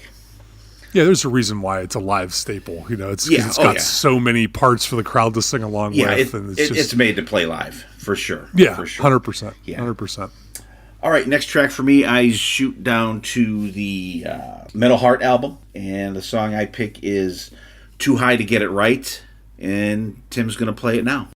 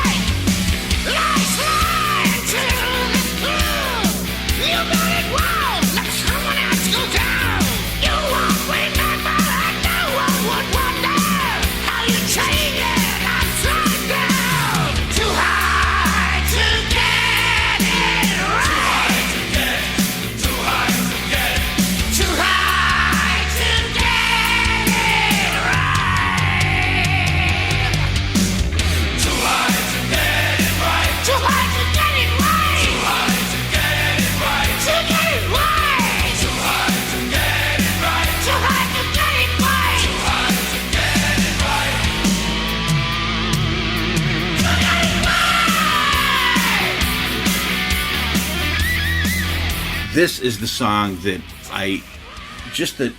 the chorus is just so too hard to get it right, too hard to get it right.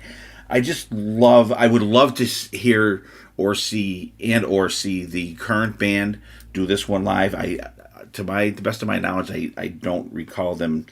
Well, they haven't done it in any shows that I've seen, and there's two live albums too that they have with Mark. One's a symphonic one, and another one is from Germany, and they haven't done this one as far as I know, but this one's got a little different feel to it on the Metal Heart album. It sounds a little more mainstream and poppy for the verses, I think, but I'm in it for the chorus. I just love that too high, and this the Udo, like sing backs to it are fantastic. There's some great like squealy leads in there. The solo is great. There's some cool harmonies right before they get back to the chorus at the end there. I've always liked this one. I think it's just because I like you get the too high. You kind of, I love the songs that you get that little stop, even if it's just a really brief stop, and then boom, it goes right into either a chorus or solo or something like that. And I've always do that a lot. Yeah, I've always enjoyed this song. Yeah, this is a good one.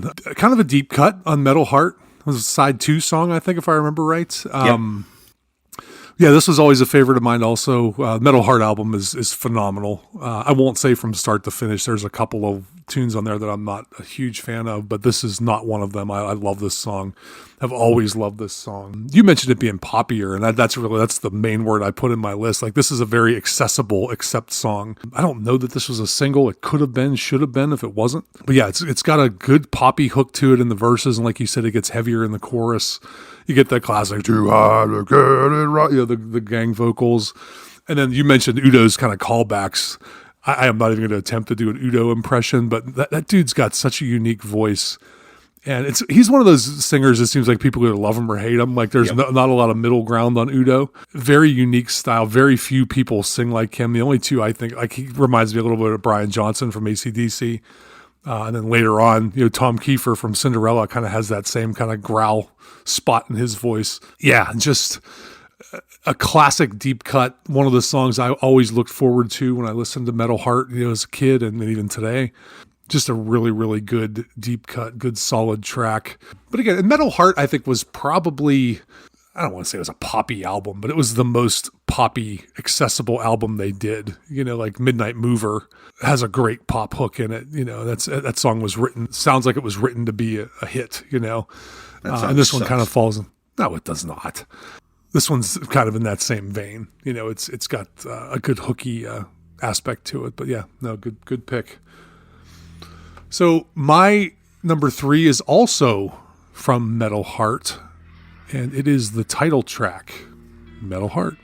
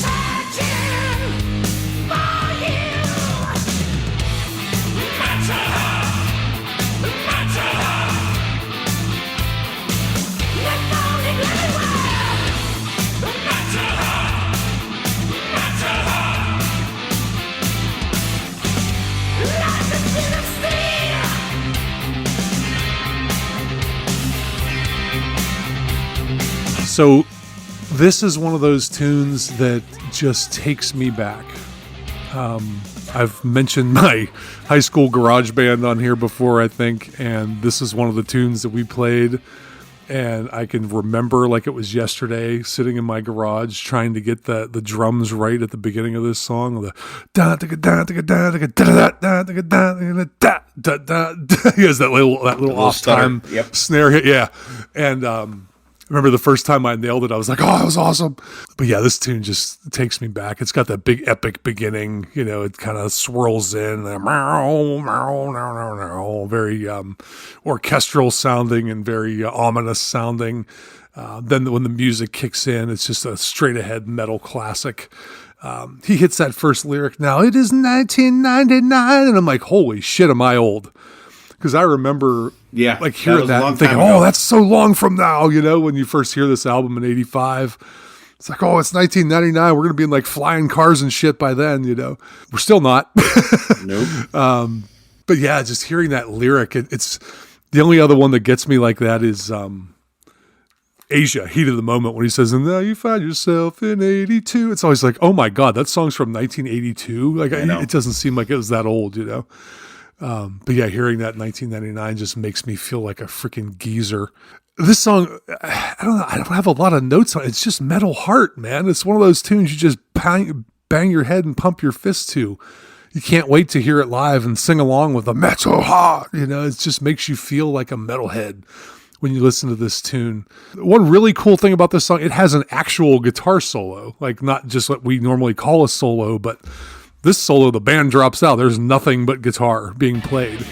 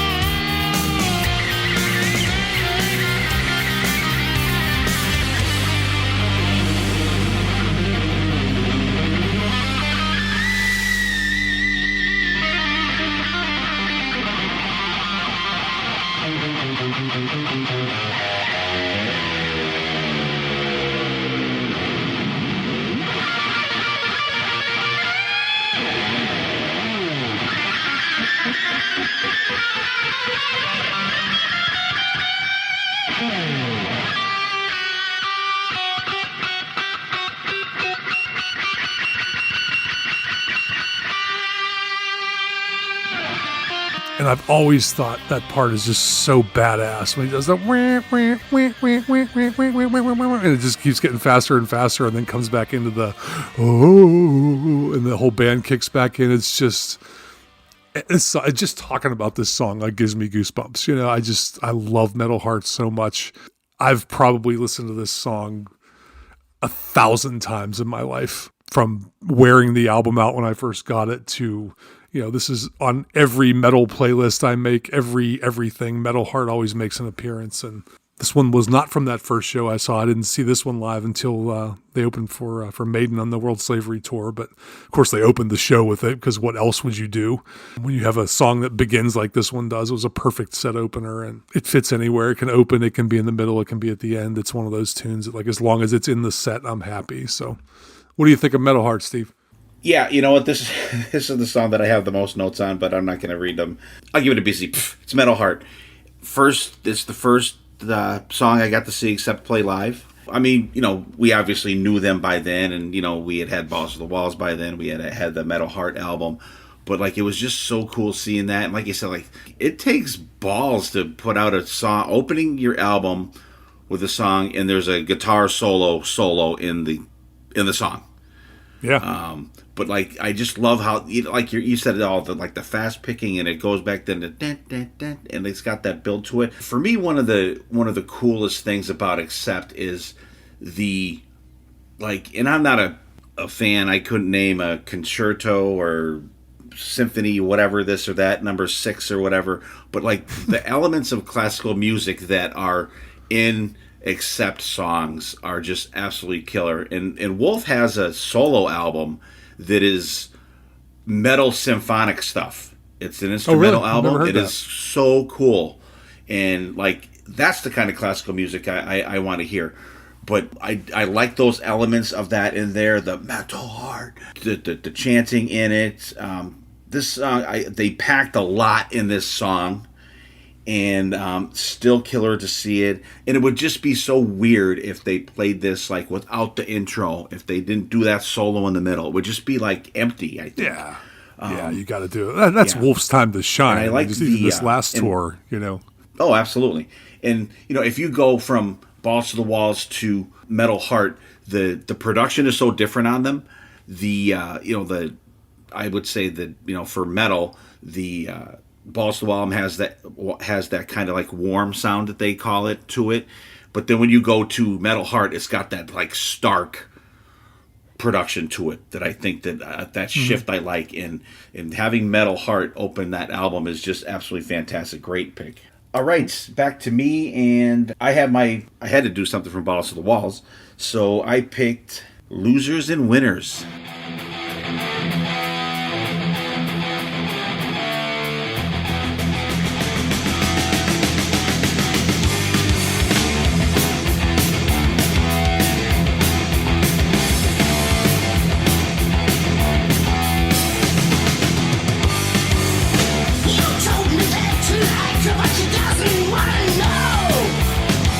Tried so much to take, but there's no way to go. I know.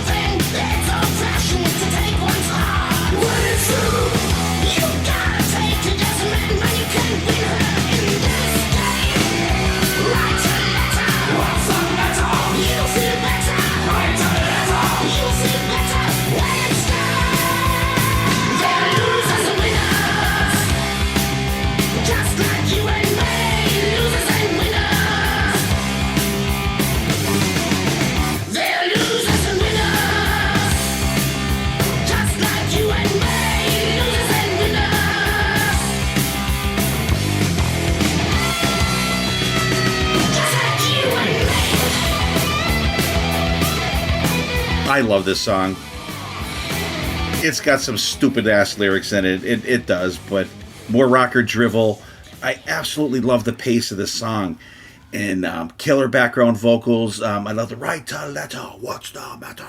Like just those insertions of the background vocals, in there, and it's not even the chorus, I guess you would call it the pre-chorus, but just a fun song. Attack, like you get that. And it's kind of like one of those things where you hear Crazy Nights from Loudness, and they go, MJ, like you get that attack. In the middle of this one during the solo, I absolutely love this song. It's freaking killer.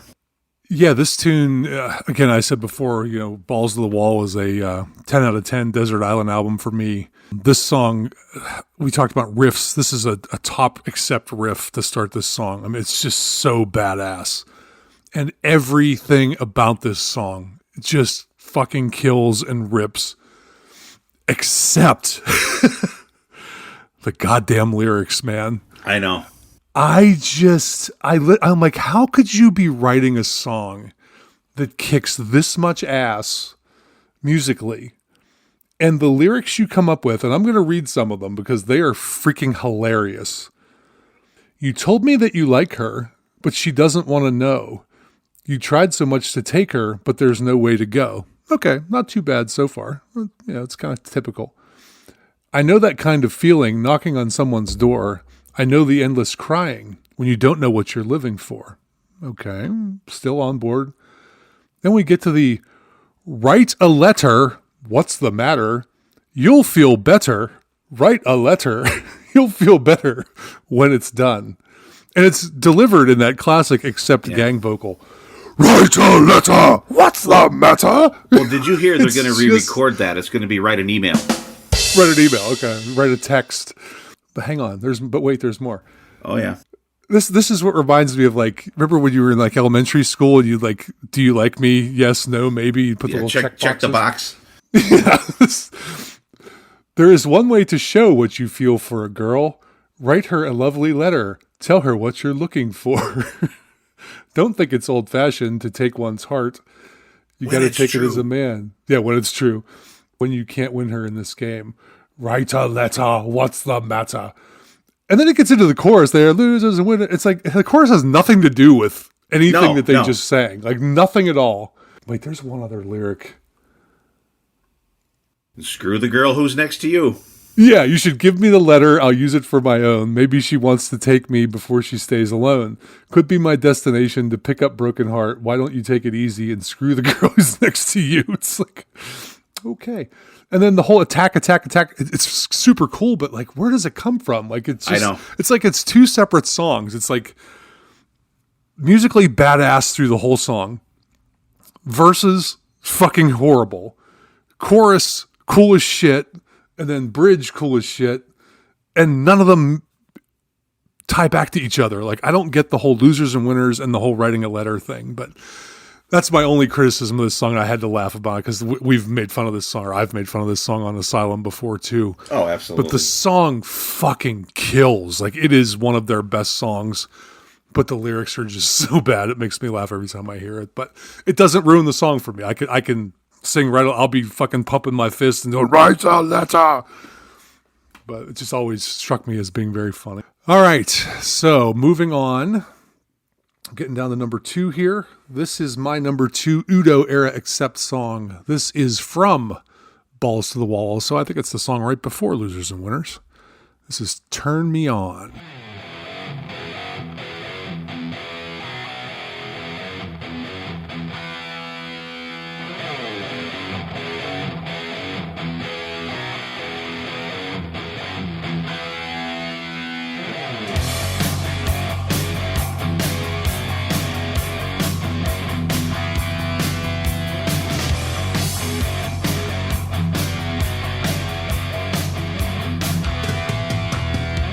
I can't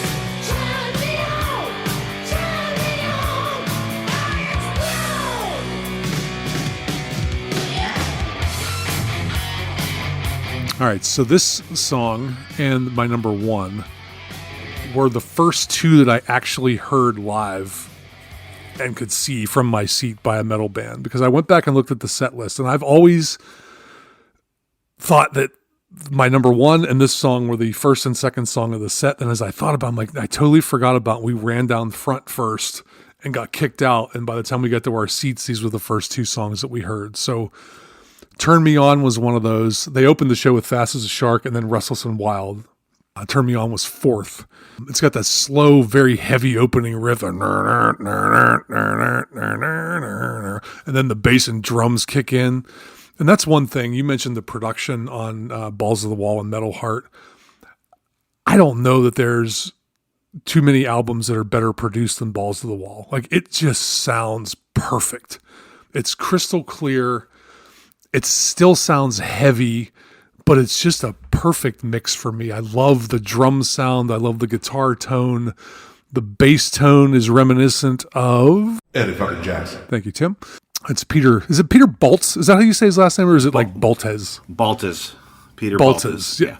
The dude has just a killer bass tone. Yeah, when the drums and bass kick into this song and you get Udo comes in, he's doing his nasty Udo, on this song with his vocal delivery. I can't wait to get you. He's doing that thing and doesn't get into the screechy part until the chorus. The song's got some nasty lyrics too. I can't wait to get you down on the dirty floor. I know it ain't no place, but come on and close the door. Coming down for pleasure, for head games all night long. Yes, indeed, I want to have it now. All what you've got to give. I'm coming to the point where I can't hold myself. You shouldn't hold back. It has to be done. Please turn me on. I can't hold it. Please turn me on. I explode. And then my favorite line later on is, it would be good to do it in a nice way, but sorry, I ain't got no time. I know you would like some light, but sorry, here is no lamp. I fucking love that line. Just like down here in the dark on this dirty floor and just do what I'm telling you to do. Like, it's just classic, like, male chauvinism, 80s metal lyrics. Oh, absolutely. Or it could be the other way, because there was a lot of homosexual overtones and undertones on this album, which was a reason why a lot of folks didn't like it back in the day. He's talking about London Leather Boys, and even the cover of the album, was like, what the fuck am I looking at? Yeah. So yeah, could go either way. Not judging either way, but just good, memorable lyrics. And then that chorus, that please turn me on. I remember, dude, like it was yesterday, singing along with that. Never heard the song before in my life. After he said it the first time, I sang it every time, seeing them live. And it was just so memorable. There's a great little quick solo, like after the very first chorus. And there's another solo that comes in around like 3:09.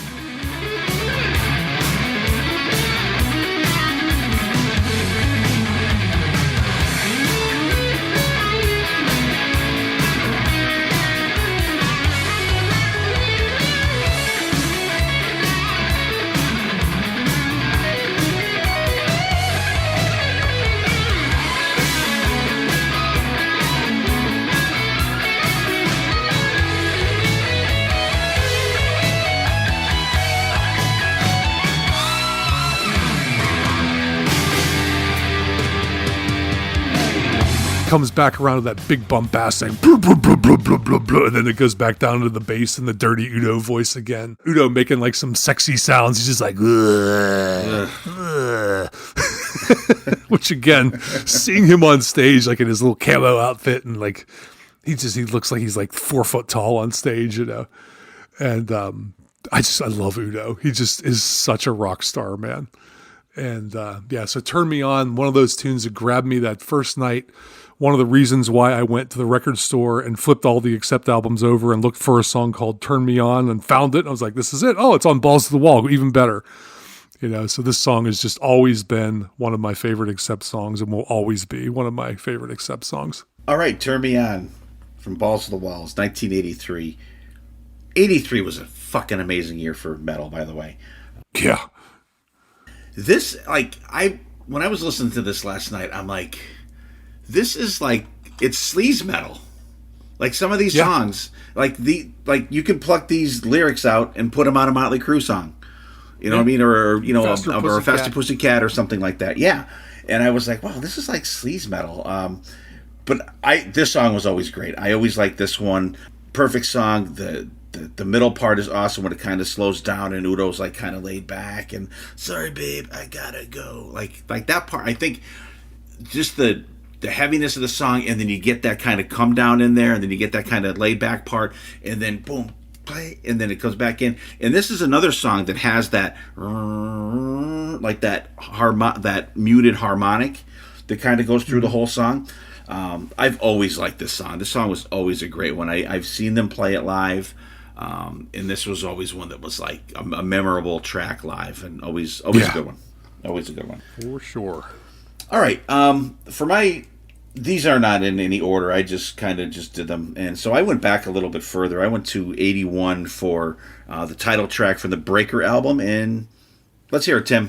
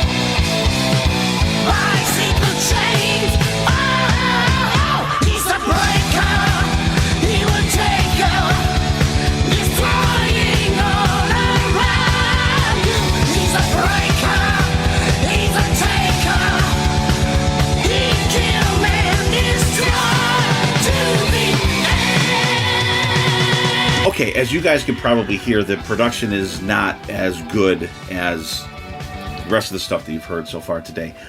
The bass is pretty thumping in this one. Some early like Udo growly vocals. I really like the pre-chorus, but I love when bands do this. They'll do the pre-chorus, but then you don't get the chorus until like the second go round. Yes, that's like an accept signature. They do that a lot. I love that. I love when they do that. I love when other bands do that. And this song is one of the ones that do that. There's some great drum fills on this one. They use a phaser or flanger effect on throughout this song quite a bit. Lots of guitar harmonies in there. There's some dual soloing at the end. I think it's just a good early glimpse of what you're going to get down the road. And there is some good stuff on that Breaker album too. So, you might want to check that out. Like I said, the production is not what you get later on down the road, but that's pretty much a lot of, like I'd say probably most bands, you don't, they evolve and the production evolves and processes evolve and everything like that. So, but this is a kind of a good little snapshot of what you're going to get down the road. Yeah, that's one thing we didn't really bring up is this band goes back a long way. I mean, they've been around forever. I want to say they started at least the origins of it in the late 60s, wasn't it? Early 70s? Something like that, yeah. Yeah, and their first album came out, 78 or 79. I came in at Balls to the Wall, went back, got Restless and Wild, which I freaking loved. And I remember going back to the first album and then Breaker, and they never grabbed me as a kid. Because of that, they sound very different. It's very similar to like how I feel about the Scorpions, or Scorpions. Sorry, Steve. Thank you. You're welcome. My sweet spot for Scorpions is Blackout, Love at First Sting, and the live album.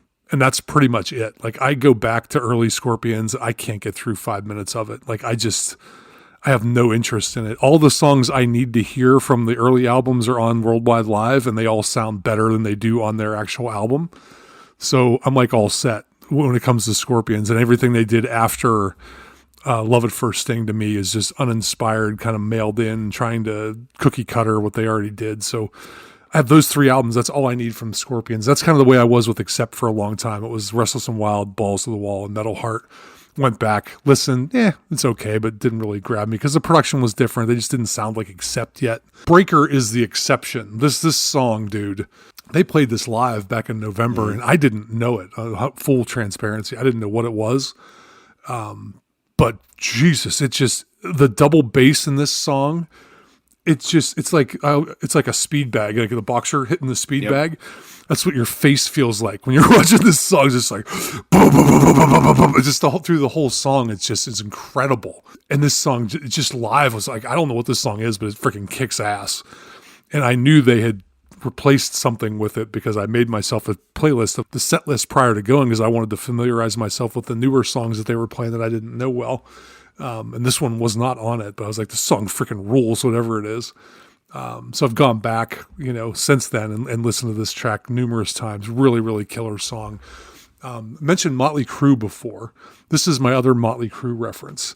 Listen to the main riff of this song at the beginning and tell me Motley Crue either subconsciously or consciously did not completely rip this riff off for Use It or Lose It on Theater of Pain. Oh, okay. It is almost identical. Again, I don't know if it was intentional, but they did tour together on the Shout at the Devil tour when Motley Crue was doing a theater headlining leg of that tour. Accept was their opener, and that's when I saw them. So I don't know, was there some influence there hearing this song night after night? But it's almost identical to that. And that's the one thing that, like, as I'm listening to it, I'm like, damn, that's really close. But no, Breaker's killer, dude. It is just a double bass, heavy guitar Udo onslaught, man, and I love every second of it. So it's a great choice, and actually will be on my honorable mention list that we'll go through once we're done with the top 5. Yeah, I was curious whether you would have been familiar with the song or not when I picked it. So I wanted to go, get a little bit of their roots in there. A little earlier stuff, and like I said, it's I like stuff like that because it's just a glimpse of what you're going to get down the road. Yeah, no, I'm glad you did because it was. It's a song up until November I did not know, but now since then I've been listening to it a lot and I love it. It's a great pick. All right, so that gets me to my number 1 Udo era song, and that is from Balls to the Wall again. This is the first song I remember hearing live at that show once I got to my seat. And the riff just grabbed me by my neck and never let me go from age 13 to age 55 now. This is one of my favorite riffs of all time, and it goes like this.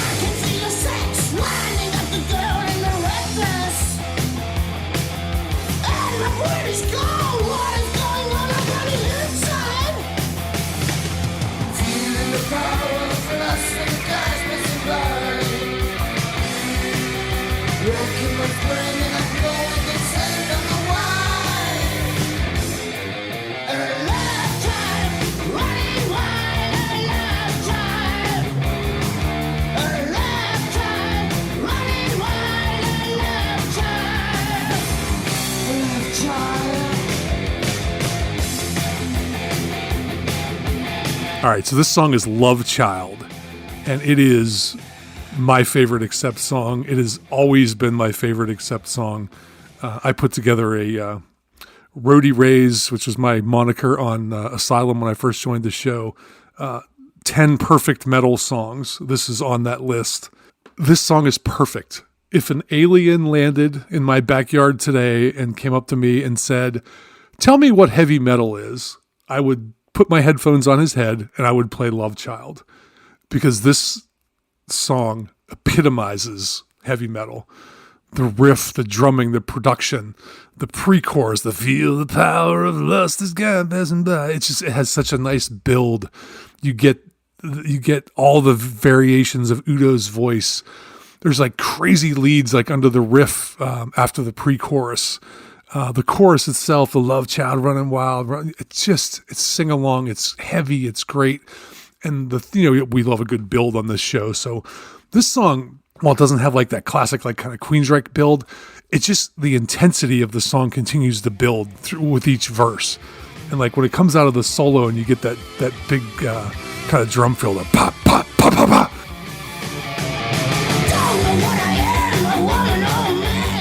Like it's the same tempo and everything, but it just feels like they crank it up a notch. Like it just gets heavier. Right after the solo, the song just kind of reaches its peak. Yeah, I've always thought this was the first song I ever heard live. It wasn't. It was the third, but it's the one that grabbed me, and I love this song. It's one of my top 10 favorite songs of all time, Tim. It's part of that 200, but Love Child to me is Accept, and everything I love about this band. Love Child, Running Wild, a Love Child. I like this song. I've always enjoyed this one.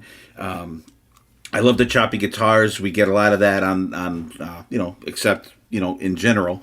I like the harm. It's kind of like for the pre-chorus, the da na na na, like that. It's kind of like a little haunting harmony in there. For the pre-chorus, I think it's cool. There's some killer leads on the song, and I really can't expand more on this song than what you already put out there, but Never a Skipper, and this is one, you see it live, you're like, yeah, you just lose your shit when you see it. Great track. I knew you were going to have this one on there, because I remember you saying that on Asylum back a while ago. Yeah, just that riff, man. I can still feel it today. I can still see it. I can see the spotlight on Wolf Hoffman playing that freaking riff to start this song when I'm just getting to my seat as a 13-year-old. I will never forget that moment. And that's one of the reasons why music is just so important to us, and people like us, because nothing takes me back in time more than music and occasionally smells. Smells would be the only other thing, but music, I can still feel it hitting me in the chest, when he's playing that riff. So, all right. Well, that's the end of the Udo era. I had some honorable mentions. We'll just go through quickly. We're not going to give details on the songs, but my honorable mentions for Udo were the Udo era were Breaker, one you had as your on your list. Fast as a Shark, just classic tune off of Restless and Wild. Title track to Restless and Wild, Shake Your Heads, Balls to the Wall. You can't talk about Accept without bringing up Balls to the Wall. That's the song that started it all for me, hearing that on the radio and getting me interested in them. Just a classic. London Leather Boys, great tune. Losers and Winners I had as an honorable mention for me, even though the lyrics are horrible. Midnight Mover, which you said sucks, which I can't even. I hate it. I can't wrap my head around that you don't like that song. Up to the Limit and Wrong is Right. Those were my honorable mentions for the Udo era. All right, yeah, for my honorable mentions for the Udo era, Balls to the Wall, of course, but there was no sense of talking about that. Everyone knows, everyone's heard it a billion times. I have London Leather Boys, Restless and Wild title track. I have Neon Nights. I think that song is fantastic. There's a song in the older catalog. It's called Son of a Bitch that is really good. Flash Rocket Man you had on your list, and I really like Head Over Heels too. Head Over Heels is great. I love that guitar at the beginning with the bass. That's just a really good one. Have you ever heard, it's called Kazuki Bound, I think? It's like a live EP they put out after Metal Heart. Yeah. Okay, how you say it. The version of Head Over Heels on that is phenomenal. I love the live version of that. Cool. All right, so we're going to get into the Mark era. So do you want to go first, Steve, or do you want me to go first? I went first last time. You go first. Okay. We talked about this when we talked about the Volume and Vengeance tour, and my first one is the opening track that they played live, The Reckoning from Humanoid, from the last album that they did.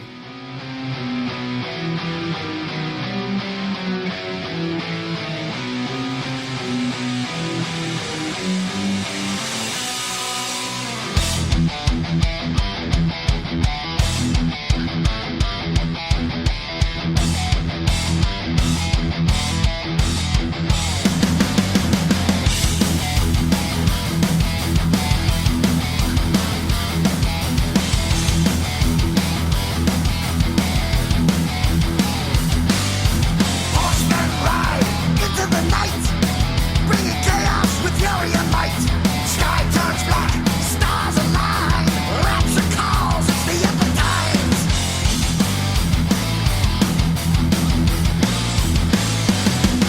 The heavens cry as darkness looms, road to justice, impending doom. Judgment strikes, might revealed, chaos unleashed, your fate is sealed. The angels weep, the demons cheer, the sinners tremble, the saints prepare.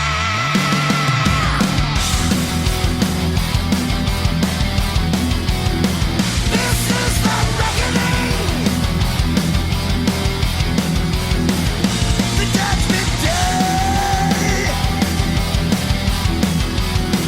This is the reckoning. The end of days.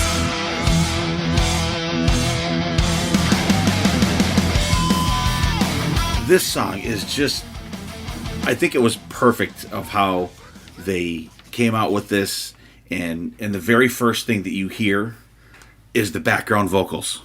The sky turns black, like very first thing you hear. I love it. I love the background vocals. The horsemen ride into the night. Just like how you kind of get that back and forth, and you get it like right off the bat. That I think is so cool. This is the reckoning, and this has that kind of like harmonic through the song too. That I like how the have these elements throughout their whole catalog, whether it be from the Udo era and then it goes over into the Mark era, and I think we have Andy Sneap to thank for that, still happening. Anything that Andy Sneap touches, I think is pure gold. From Judas Priest to Accept to fucking Exodus, just absolutely killer. And this song is no exception. Killer song to open up the show. I had to put this on the list. Yeah, he's a great producer, man.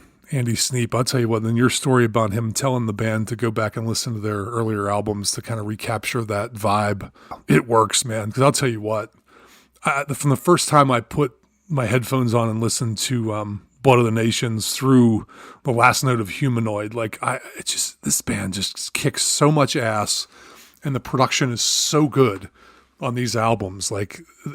Andy Sneap makes these guys, well, obviously their talent makes them sound great, but he really brings them to life on these albums. He gets them. Yeah. And I totally agree with what you said. This was a perfect opening song for their set. And the way it kind of starts a little slower and then it kicks into the like the fist pounding part at the beginning. It was just a great opening song. Like you said, the gang vocals, it is just a killer song, a great riff. Like you said, the horsemen ride. The pre-chorus is awesome. It's got a long killer solo, which kind of comes back around into the fist pumping, riff at the beginning. So they kind of reprise that. It's just really, really strong tune. This was actually, when I was ranking my top 5, this was the last song that I cut to trim down my top 5. And I think it's actually a better song than one song that's in my top 5, but I wanted to talk about the other song more because I figured you'd have this one in there. So I cut this one out. This would have been my 5.1 song for my Mark era. Awesome. Great pick. All right. So my number 5 for the Mark era is the song I just mentioned that I don't think is quite as good as The Reckoning, but I just dig it. And it's called Dying Breed.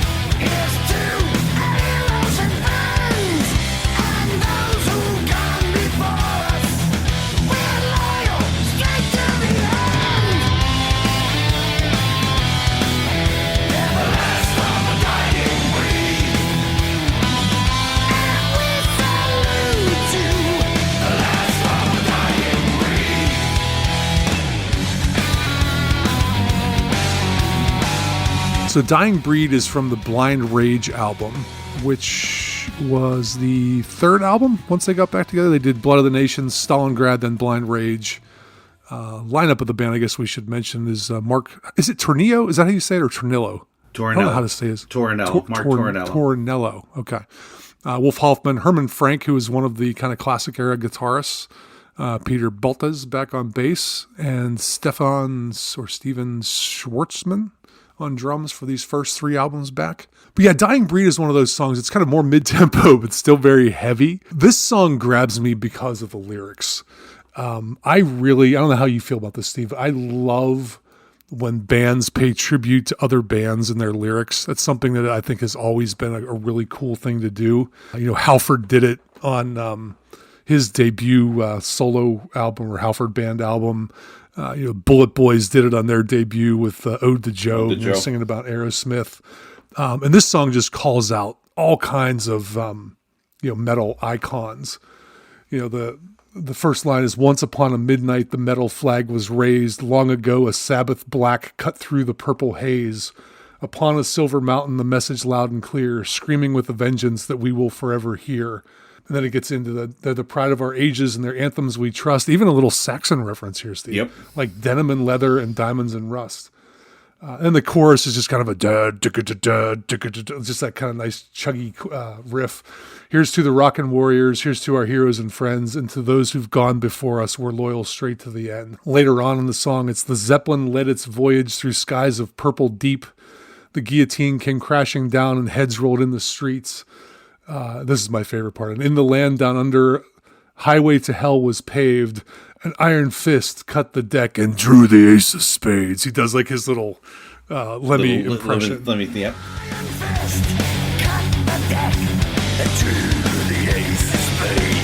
I just think that's so badass. And that's the reason why I picked this song, was because of the lyrics. It's a good song too overall. It's got a really good catchy chorus. The Here's to the Rockin' Warriors part is really good. Of course, it's got a great lead under the chorus. Great solo, but Dying Breed is just a fun song. From the first time I heard it, I'm like, oh, this is going on my list. This song's badass. I love the lyrics. I love the tribute to the genre in this song. So what do you think? Yeah, this song is badass. I love the tribute to everyone that is mentioned in there. Rocking right from the start. There's a great guitar harmony line in there. Musically pretty straightforward, except track. There's some O's in there. Great lead melody for the chorus. The drumming is killer on this one. I mean, the drummer's killer on all of the Accept albums, by the way, regardless of who's drumming. Christopher Williams is the present drummer that is an amazing drummer, and he's he's awesome, absolute dude. He was killer so drummer good to watch. I love when they I forget what song it is. He does that thing where he knocks the stick and it goes flying up in the air and catches it, and he's always back and forth with Phil while Wolf is doing like soloing and stuff like that. But just absolutely killer drumming on this one. The solo is fantastic. The guitar harmony is the earworm. Just a great straightforward Accept track, and especially it makes it all that more special because of the tribute and paying homage to all the metal stuff out there. And thank you for putting Saxon in there, by the way. Much appreciated. Yeah, how about that? Yeah. All right, so we're off to a good start here. So this song is the one that I think that you think is horrendous, okay? My next track is the one that, when you mentioned it earlier when we were talking, that you think is horrendous. This one is called Kool-Aid, and it is from the 2017 Rise of Chaos album.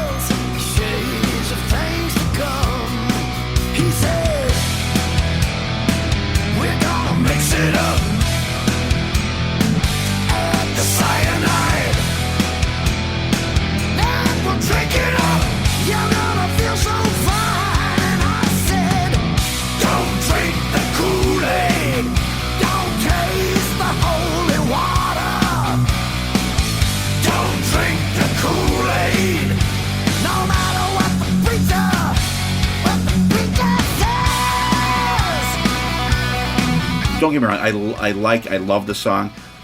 This song is about the Jonestown Massacre, the People's Temple, Jim Jones back in 78.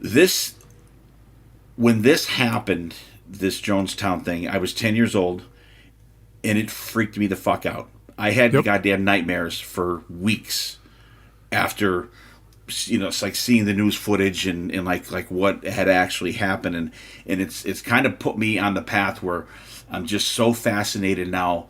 And appalled and freaked out by cults, and this was what the start of it was for me for this. But I just musically it's cool. Like I said, the event just like led me on that thing. The song to me was just like, wow, we're gonna mix it up. The background vocals are, check the cyanide. Just, it's crazy. And some of the lyrics in there, and I don't do lyrics a lot. Don't drink the Kool-Aid, don't taste the holy water, no matter what the preacher says. The day the disaster struck, the murders did begin. His sheep drank it willingly, while mothers force-fed their kin. 33 escaped from hell, someone call it fate. That's how I live to tell about the day that he mixed the grape. Like, there's just, it's just like and it's not glorifying it in any way. It's just like, recalling an event that was just like absolutely horrific. But I like the song. I've seen them play it live. I know that they don't do it now. I'm sure this is the song that you were talking about that you think it's horrendous. I don't know that I said it was horrendous. Did I? If I did, I may have misspoke. Or the one that you like. I hate it and don't want to hear it again category. Yeah. You are correct. This is the song. You know me well. I know you. You know you. And I know you know that I know you. And here Tim's going to make fun of me. It's not the song. It's just so silly. Like the musically, I love the way it starts. It's got the little wheelie wheelie diddly diddly part to start it off instead of like a heavy riff, and it goes into the heavy riff. I love story songs that tell stories in the lyrics. The cult thing that you mentioned, dude, I remember like it was yesterday. My parents subscribed to Time magazine back in the day. You get a weekly Time magazine in the mail. I remember going to the mailbox, pulling out the mail, and the fucking Time magazine was right on top with all the dead bodies from this on the cover.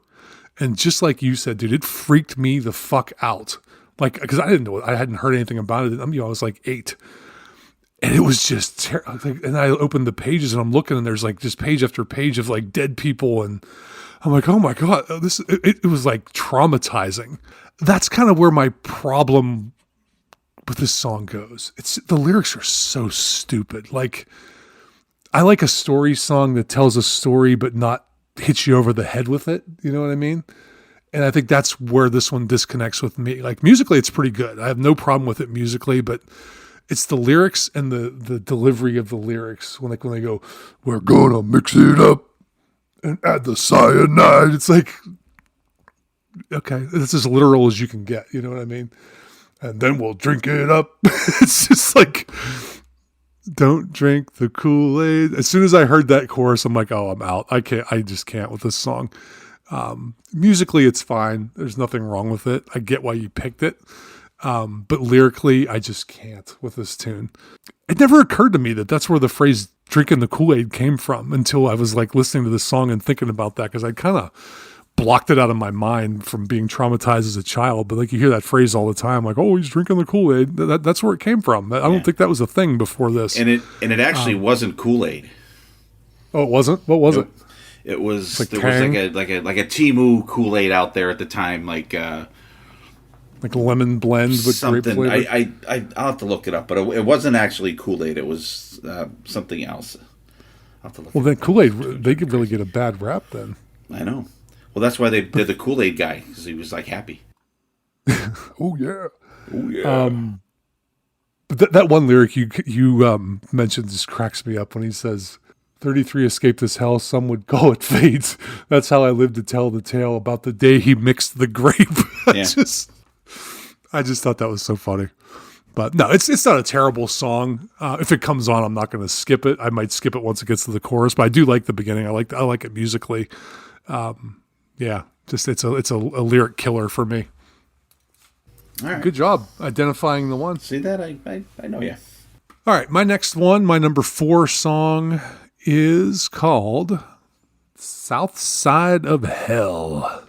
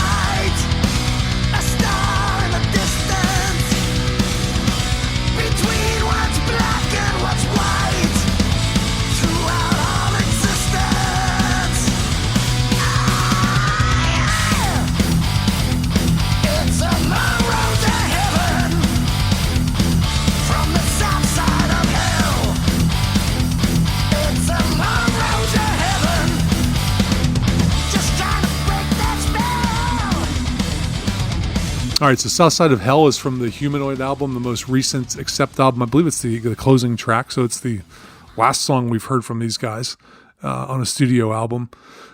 Starts with kind of a lead guitar intro and kind of gets into the classic Accept chugging riff.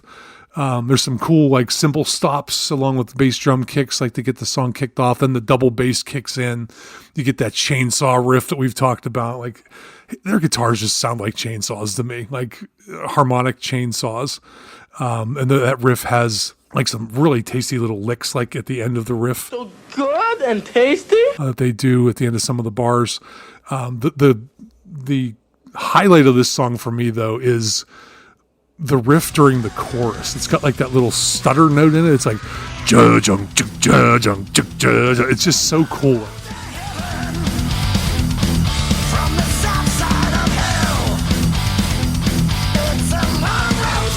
Like it's just the way they do it. It just really accents the badassery of that riff. And the lyric, "It's a long way to heaven from the south side of hell," I think is just brilliant. I love that line. But yeah, there's really nothing that really jumps out at me as spectacular about this song, other than that stutter riff during the chorus. But it is just badass from first note to last note, and I absolutely love it, and that's why I've got it on my list. Southside to Hell starts out with a kind of little intense feel to it. Great build in there. Then it just rips. I love the pace of the vocal cadence in this one. Killer double bass drumming from Christopher Williams, absolutely fantastic. Yeah, and like you said, that dun dun dun dun. It's got that like chunky feel to it. Yeah. I love it. The lead into the solo is great, and the solo kills. Then you get the dual guitar harmonies. This song's got like all the classic Accept elements there, and the band is just an absolute chugging machine, and great album ender, just absolutely fantastic. The thing about their music that like, even if I'm listening to a studio album, like I can see them playing it live. You know what I mean? Like you can see what they would be doing on stage during that. Oh, absolutely, absolutely. Yeah, you know exactly what they'd be doing. I love that about them. That they're choreographed, but it's like kick-ass choreography. You know. But South Side of Hell. The next track's going to be from Blind Rage, and this one's called "Dark Side of My Heart."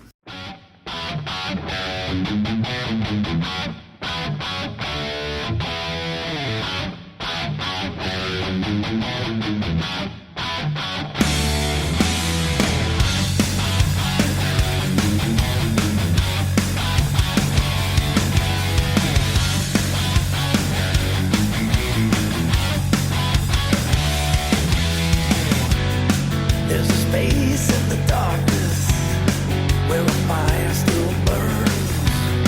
It's beyond the reason, there's the point of no return. There's a hunger that's calling, and the fever runs wild. It's where the light throws shadows on the thoughts of every child. Deep within this hollow chamber, where two worlds collide. If you open up the door, don't cross the line.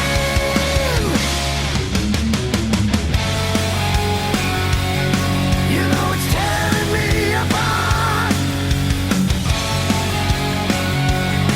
This is the dark side of my heart, and I knew it from the start. Here in the dark side of my heart, just a slave. Yeah, we get a choppy start there. I love how the guitars, like when they start, like the first guitar's in one ear, and then when the other one comes in, they separate them. I think it's just the little production things like that I really love.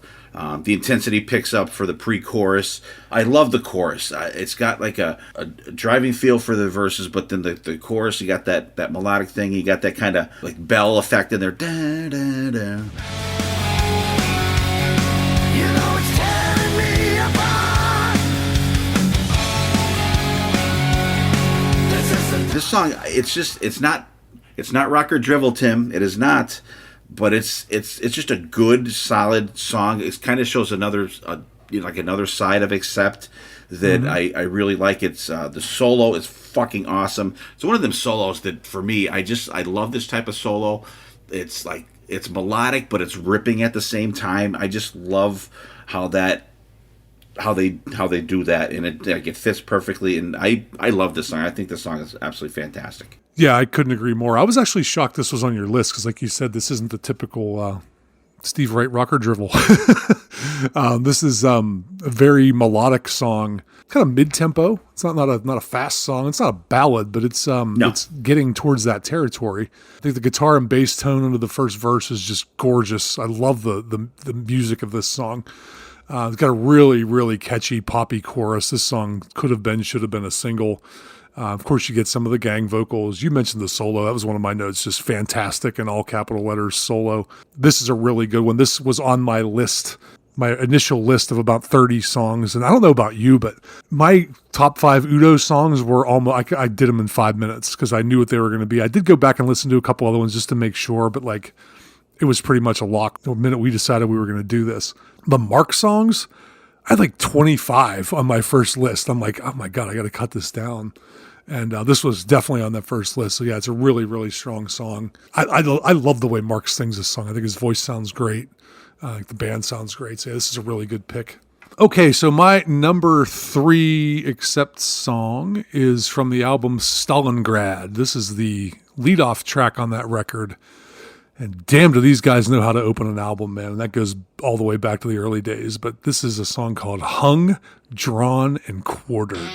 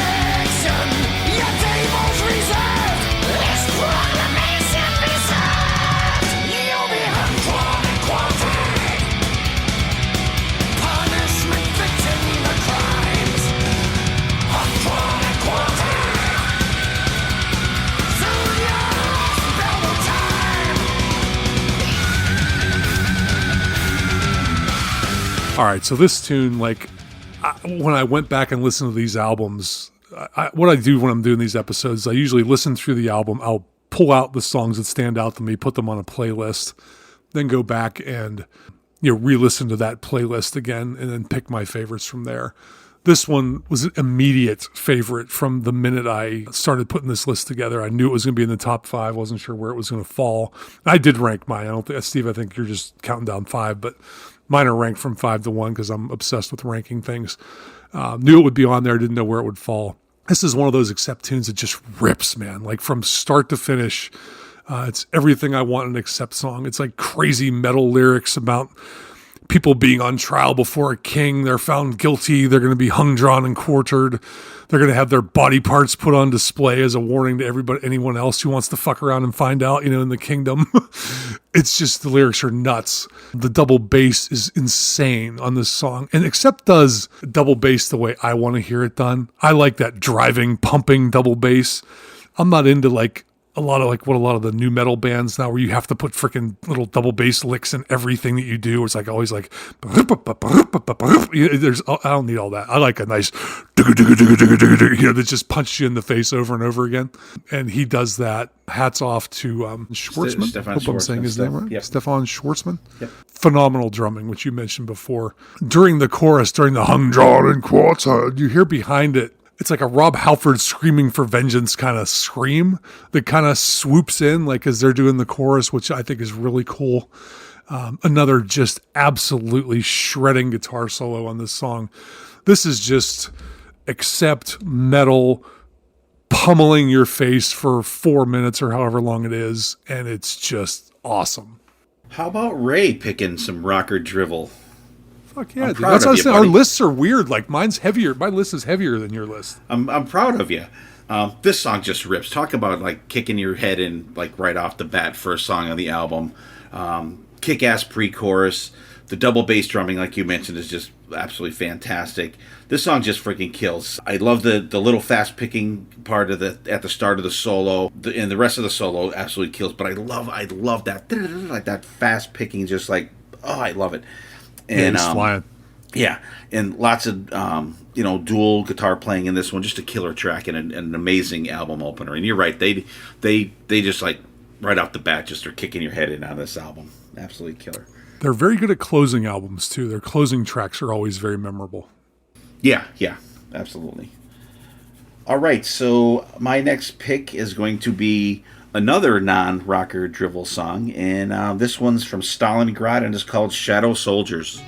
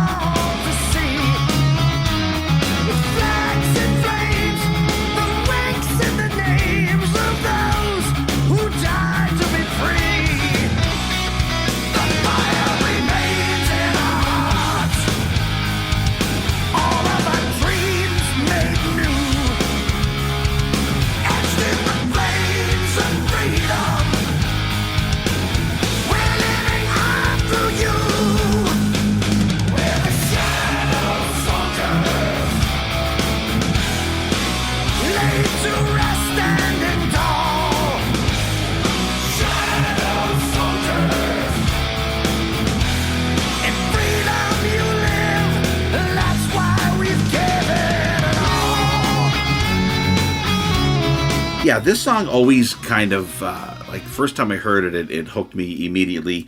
You get the little acoustic guitars at the start, then some melodic leads there. Then you get some grinding guitars, some melodic leads come in there, like a little softer vocals from Mark. I think that Mark does the softer vocals better than Udo does. Udo, to me, just doesn't kind of sound right doing that, but I think Mark pulls it off really well. Mark's got a great voice. Like, his actual singing voice is really good. Mm-hmm. Great background vocals in this one. I love there's like that marching feel, that like in there, and even the chorus kind of has like a marching kind of military feel to it. Mm-hmm. The lead harmonic guitar in there is awesome. There's some great, fantastic guitar harmonies and soloing. Great build going into the solo. This is a song that that hit me immediately. I really like this song. Yeah, this one surprised me when I listened to it, when it made your list, I should say, because this is not your typical song you would pick. It's still fairly heavy, but it's more mellow than some of them. It's more melodic, I think. Yep. You mentioned the word marching, which I think is the best term to describe this song. It's got kind of a marching type feel of a riff to it. The Shadow Soldiers chorus is really strong. It's a really solid, well-written song. Band performs it well. It wouldn't be in my top 10 of this era, but it's certainly a good song. It was on my original list of songs that I thought were standouts. And Stalingrad's a killer album, dude. That one is just kicks ass from start to finish. Actually, their whole new catalog is really good. The only one that I wasn't super thrilled with was Rise of Chaos. There's a few standout tracks on there, but overall it wasn't. I didn't think it was nearly as strong as Blood of the Nations, Stalingrad, and Blind Rage. And then some of the ones that come after it. But yeah, it's a good tune, man. I really like it. I was shocked that it was on your list. I was expecting something heavier, to be honest. And even your last one that you've got is more of a down-tempo song, which we'll hear a little bit more about later on. All right, so my number 2, this to me is Accept at their best. This is the closing track to Stalingrad. This is a song called The Galley.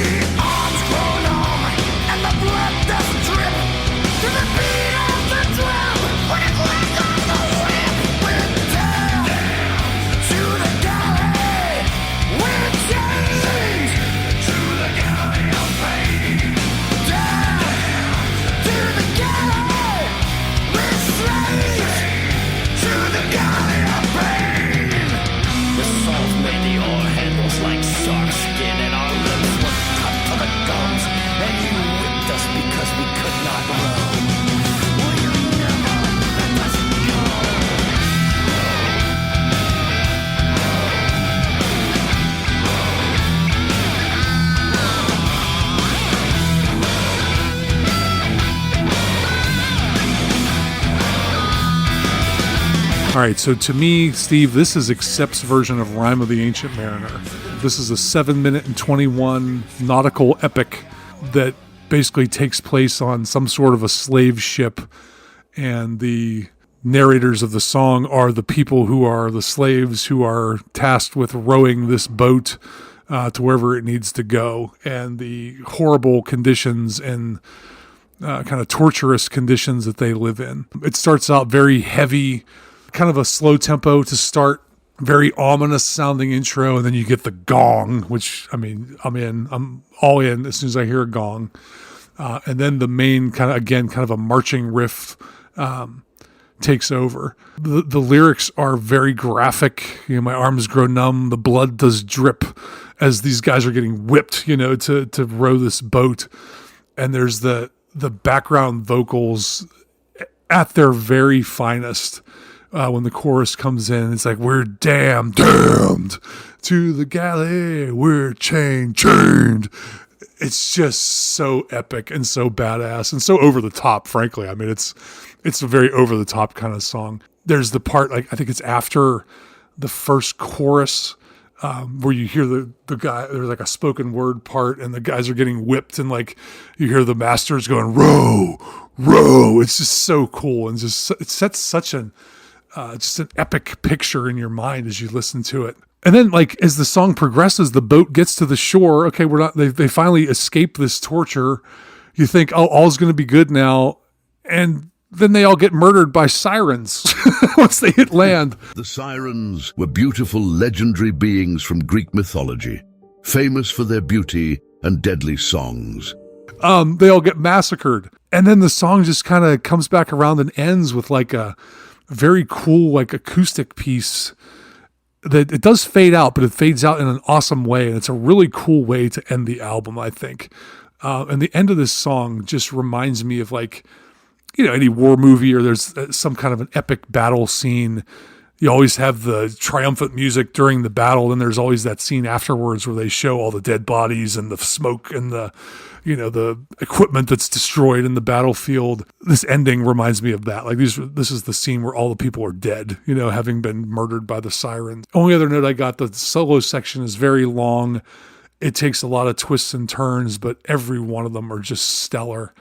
And this song is like an epic. This is like an Iron Maiden, Queensrÿche epic type tune. It is absolutely one of my favorite Accept songs, not of just this era, but any era. I'm so glad you picked this song. This song, for some reason, has never been on my radar. I don't know why. But when you picked this, I'm like, I got to give this another shot. And I am so glad you did. And I am also a gong guy. I love it. How can you not be? It's just that element of awesomeness that it adds to it. Yeah. I'm so glad you picked this song. I can't state that enough. It's got that, like, back and forth kind of riff that it starts with. Like, the bass during the verses is very Eddie fucking Jackson. Thank you, Tim. The chorus is awesome with the background insertions, and I'll tell you what, I put down exactly what you said word for word. The row parts, just so cool. You feel it. Like, you feel the intensity of it. Like, it's such a great song. It's like watching Ben-Hur. Yeah, the guy, exactly. Ramming speed. Charlton Heston rowing the boat there, blood dripping off him, the guys getting whipped and everything like that. The band is just like a friggin' chugging machine on this one. But, like, the music, the atmosphere, the vocals, the lyrics, it puts you right there. You get a gong in the middle too. Once again, there's multiple gongs. At the end of the solo section. Then there's like a clean guitar part with some melodic leads there. Totally changes the mood of the song. It's just epic song. Great way to end the album, and it is kind of cool. It's kind of like you get you get that softer part, and it's like that kind of reflective part of the, like you said, like in the movie, you get to see all the damage done and all that shit, and like, what was this really for, or whatever. But just a great epic track, great epic ending to that album. Like I said, I'm so glad you picked that song because it's fucking fantastic. Well, good. I'm glad you liked it. And this is a good example for me, and not to keep busting on Kool-Aid, but like, if you're writing a story song, this is the way to do it. Like, it's not, it's kind of, what's the word I'm looking for?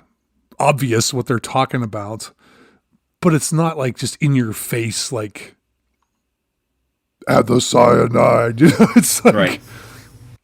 they say pulling the weight up against the wind, the plight of the galley slave, chained to this cold bench, 6 to the oar, sentenced to an early grave. Like, that's cool. Like, that sounds like Maiden lyrics, Oh, for sure. With iron in our souls and fire in our wrists, slicing the waves in the sea, rotting below, they'll not let us go. Only mutiny or death sets us free. Like, that's badass, You just feel, it's just everything you're hearing is what's going on in this dude's mind as he's like getting the shit beat out of him, rowing this fucking ship, and then he gets killed at the end by siren.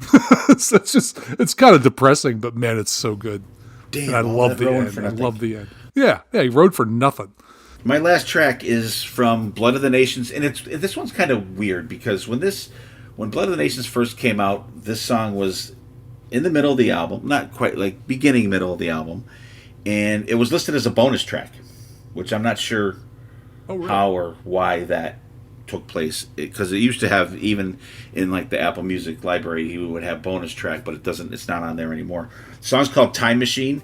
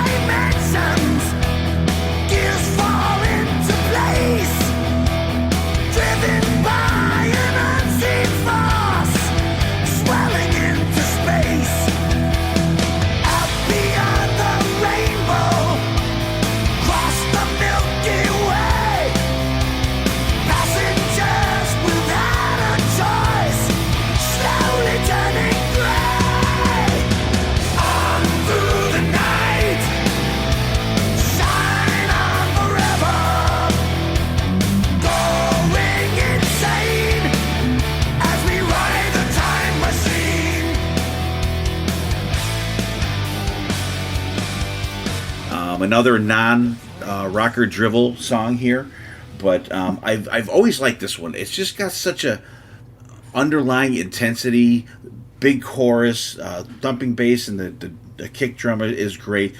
More soft vocals from Mark, and then it kicks up in intensity. It's got a head bobbing feel. I love the background. On through the night, shine on forever. The song it kind of caught me the very first time I heard it. It's kind of an outlier on the album as well. A great pre-chorus. Like I said, I love the shine on forever. The middle part is cool because you get the melodic guitars there, then the solo kills, then you get the whoa-whoas in there. I'm hooked once I get them in there. I just like how Mark, like, for the verse after the solo, like, Mark's totally ramps up his vocals for that last verse, and just gives it just that more intensity, like after the solo. One of my favorite tracks of any era, pretty much.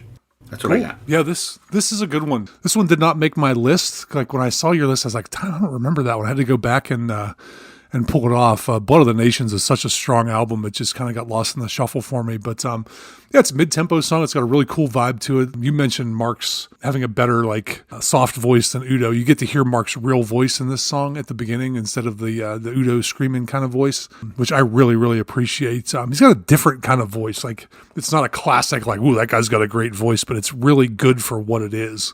Right. And it perfectly fits the vibe of their music. It's got a great heavy riff when it picks up. It's got, like you said, the classic except backing vocals, the on through the night. I just think that's really cool. Yeah, it's just a really great song. I don't have a lot of highlight notes on it, but it's just one of those ones you got to check out. And as soon as you do, you'll be singing along with it. It's one of those earworm kind of songs that kind of sticks in your head. And that's one of the best things you can say about a song. I think if it's memorable, it sticks in your head and you'll be humming it all day long. So that was a great pick. All right, and last but not least, the number one song that I have, and this was a battle between the Galley and this song. I had to pick this one, though, because I've heard it played live now, and it just was so fucking awesome. So it just inches out the Galley, and this is from Blood of the Nations. My number one modern day accept song is Teutonic Terror.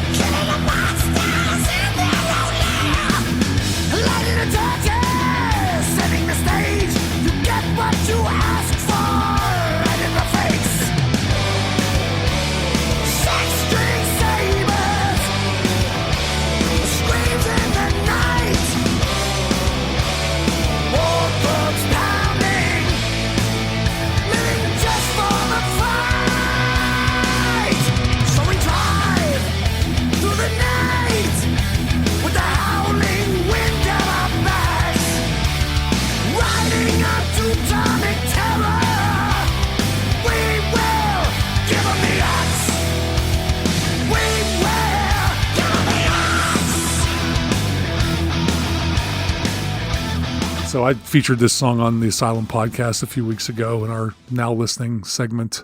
I just can't get enough of this song.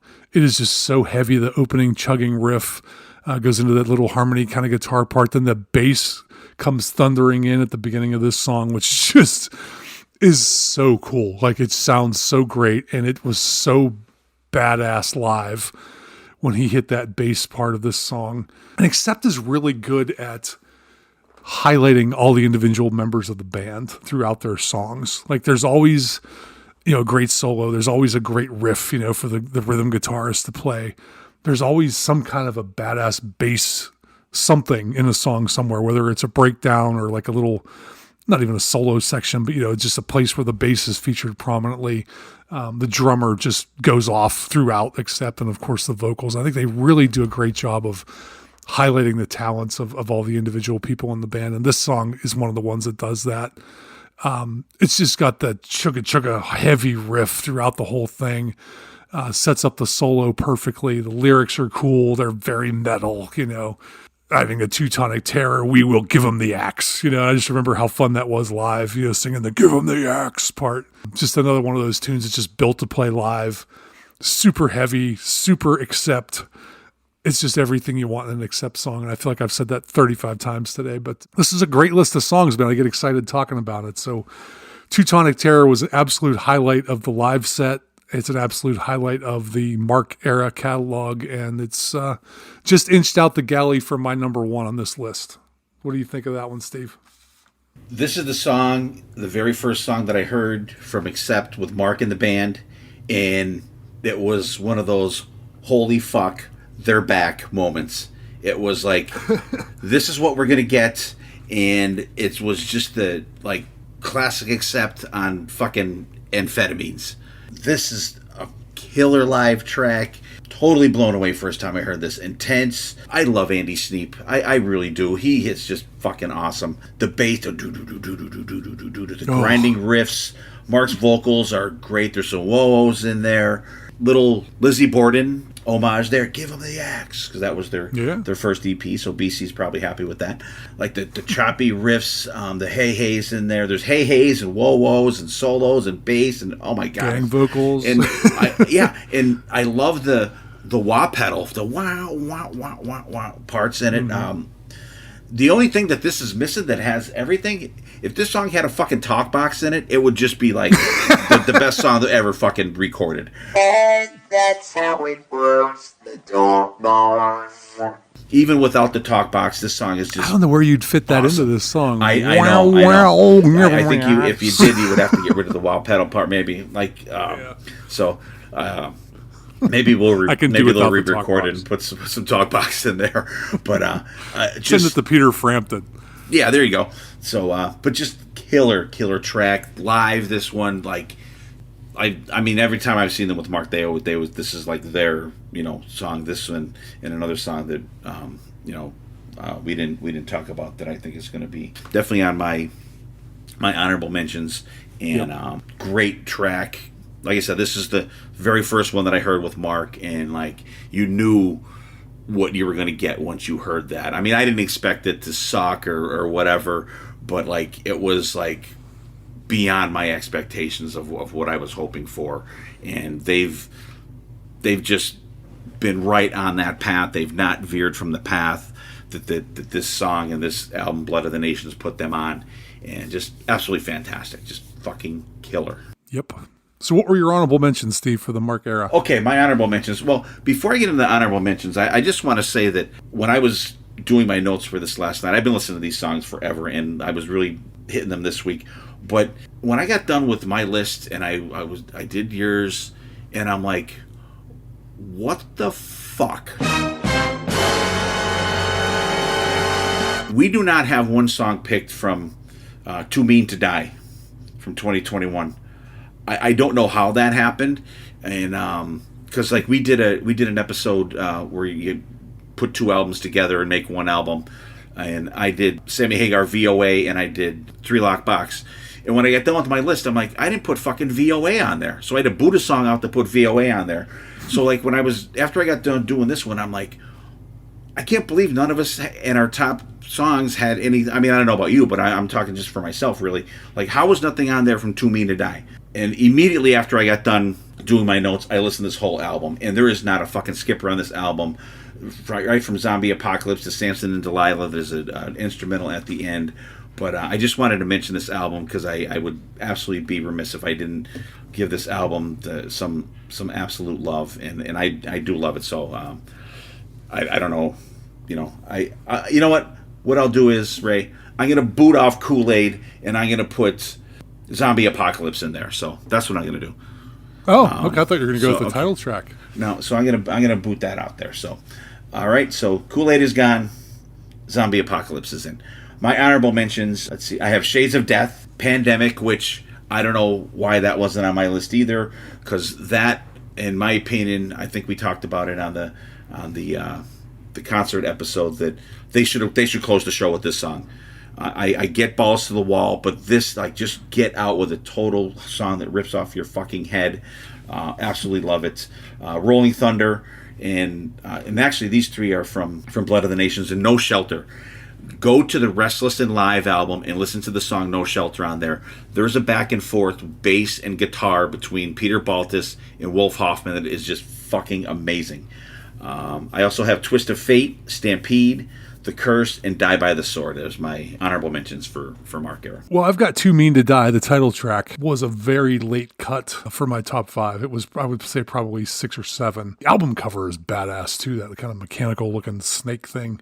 Yeah. With like a lightning tongue. It's very metal, but it's really cool. But yeah, that is a good album. I don't think it's as strong as some of the other ones, but it's pretty killer. There are very few skippers anywhere in the Mark era except catalog. There's maybe 2 that I could think of, which I can't think of off the top of my head, but I know there was a couple. I'm like, yeah, I don't need to hear that one again. But anyway, I've got for my honorable mentions, Too Mean to Die.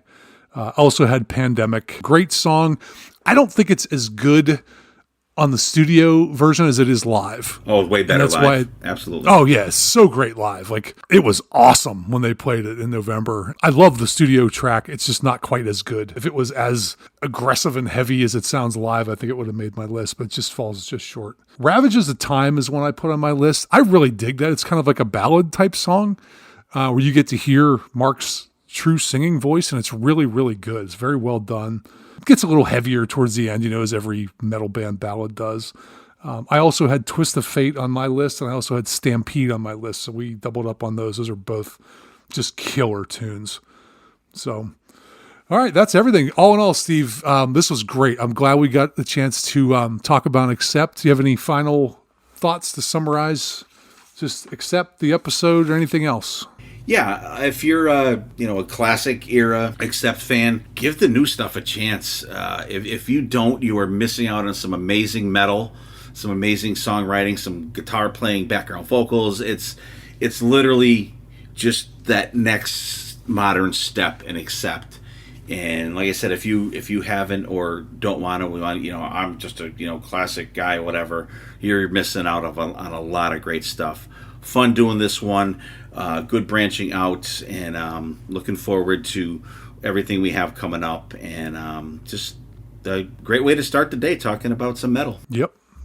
So yeah, I hope everybody enjoyed this. I hope you stuck with us. Even if you're not an Accept fan, there's a lot of great music just on the list that we put out here today to kind of wet your whistle a little bit if you haven't dove into the later catalog or even the classic catalog. I know there was a lot of negative feedback on some of the Facebook posts and stuff when they first announced that Accept was going to be the band they were touring with. I'm like, what the hell's wrong with these people? Like saying it wasn't a good fit and it wasn't a good match. I thought it was a perfect match because awesome. they're both heavy enough and different enough that like it was a nice contrast in styles, I thought, for the night. So yeah, there may be some folks out there that are big Queensrÿche fans that aren't Accept fans. I hope that this episode can turn you on to something that you like. They're a band that means a lot to me. They've always been around. They're one of those bands that have been with me since the beginning of my metal journey. And will always be there. And I don't know why I kind of dipped out there around that middle period, but the entire catalog has stuff that deserves to be listened to. That's from the beginning all the way through Humanoid. There are great tracks on every single one of their albums. Now, every one of their albums great?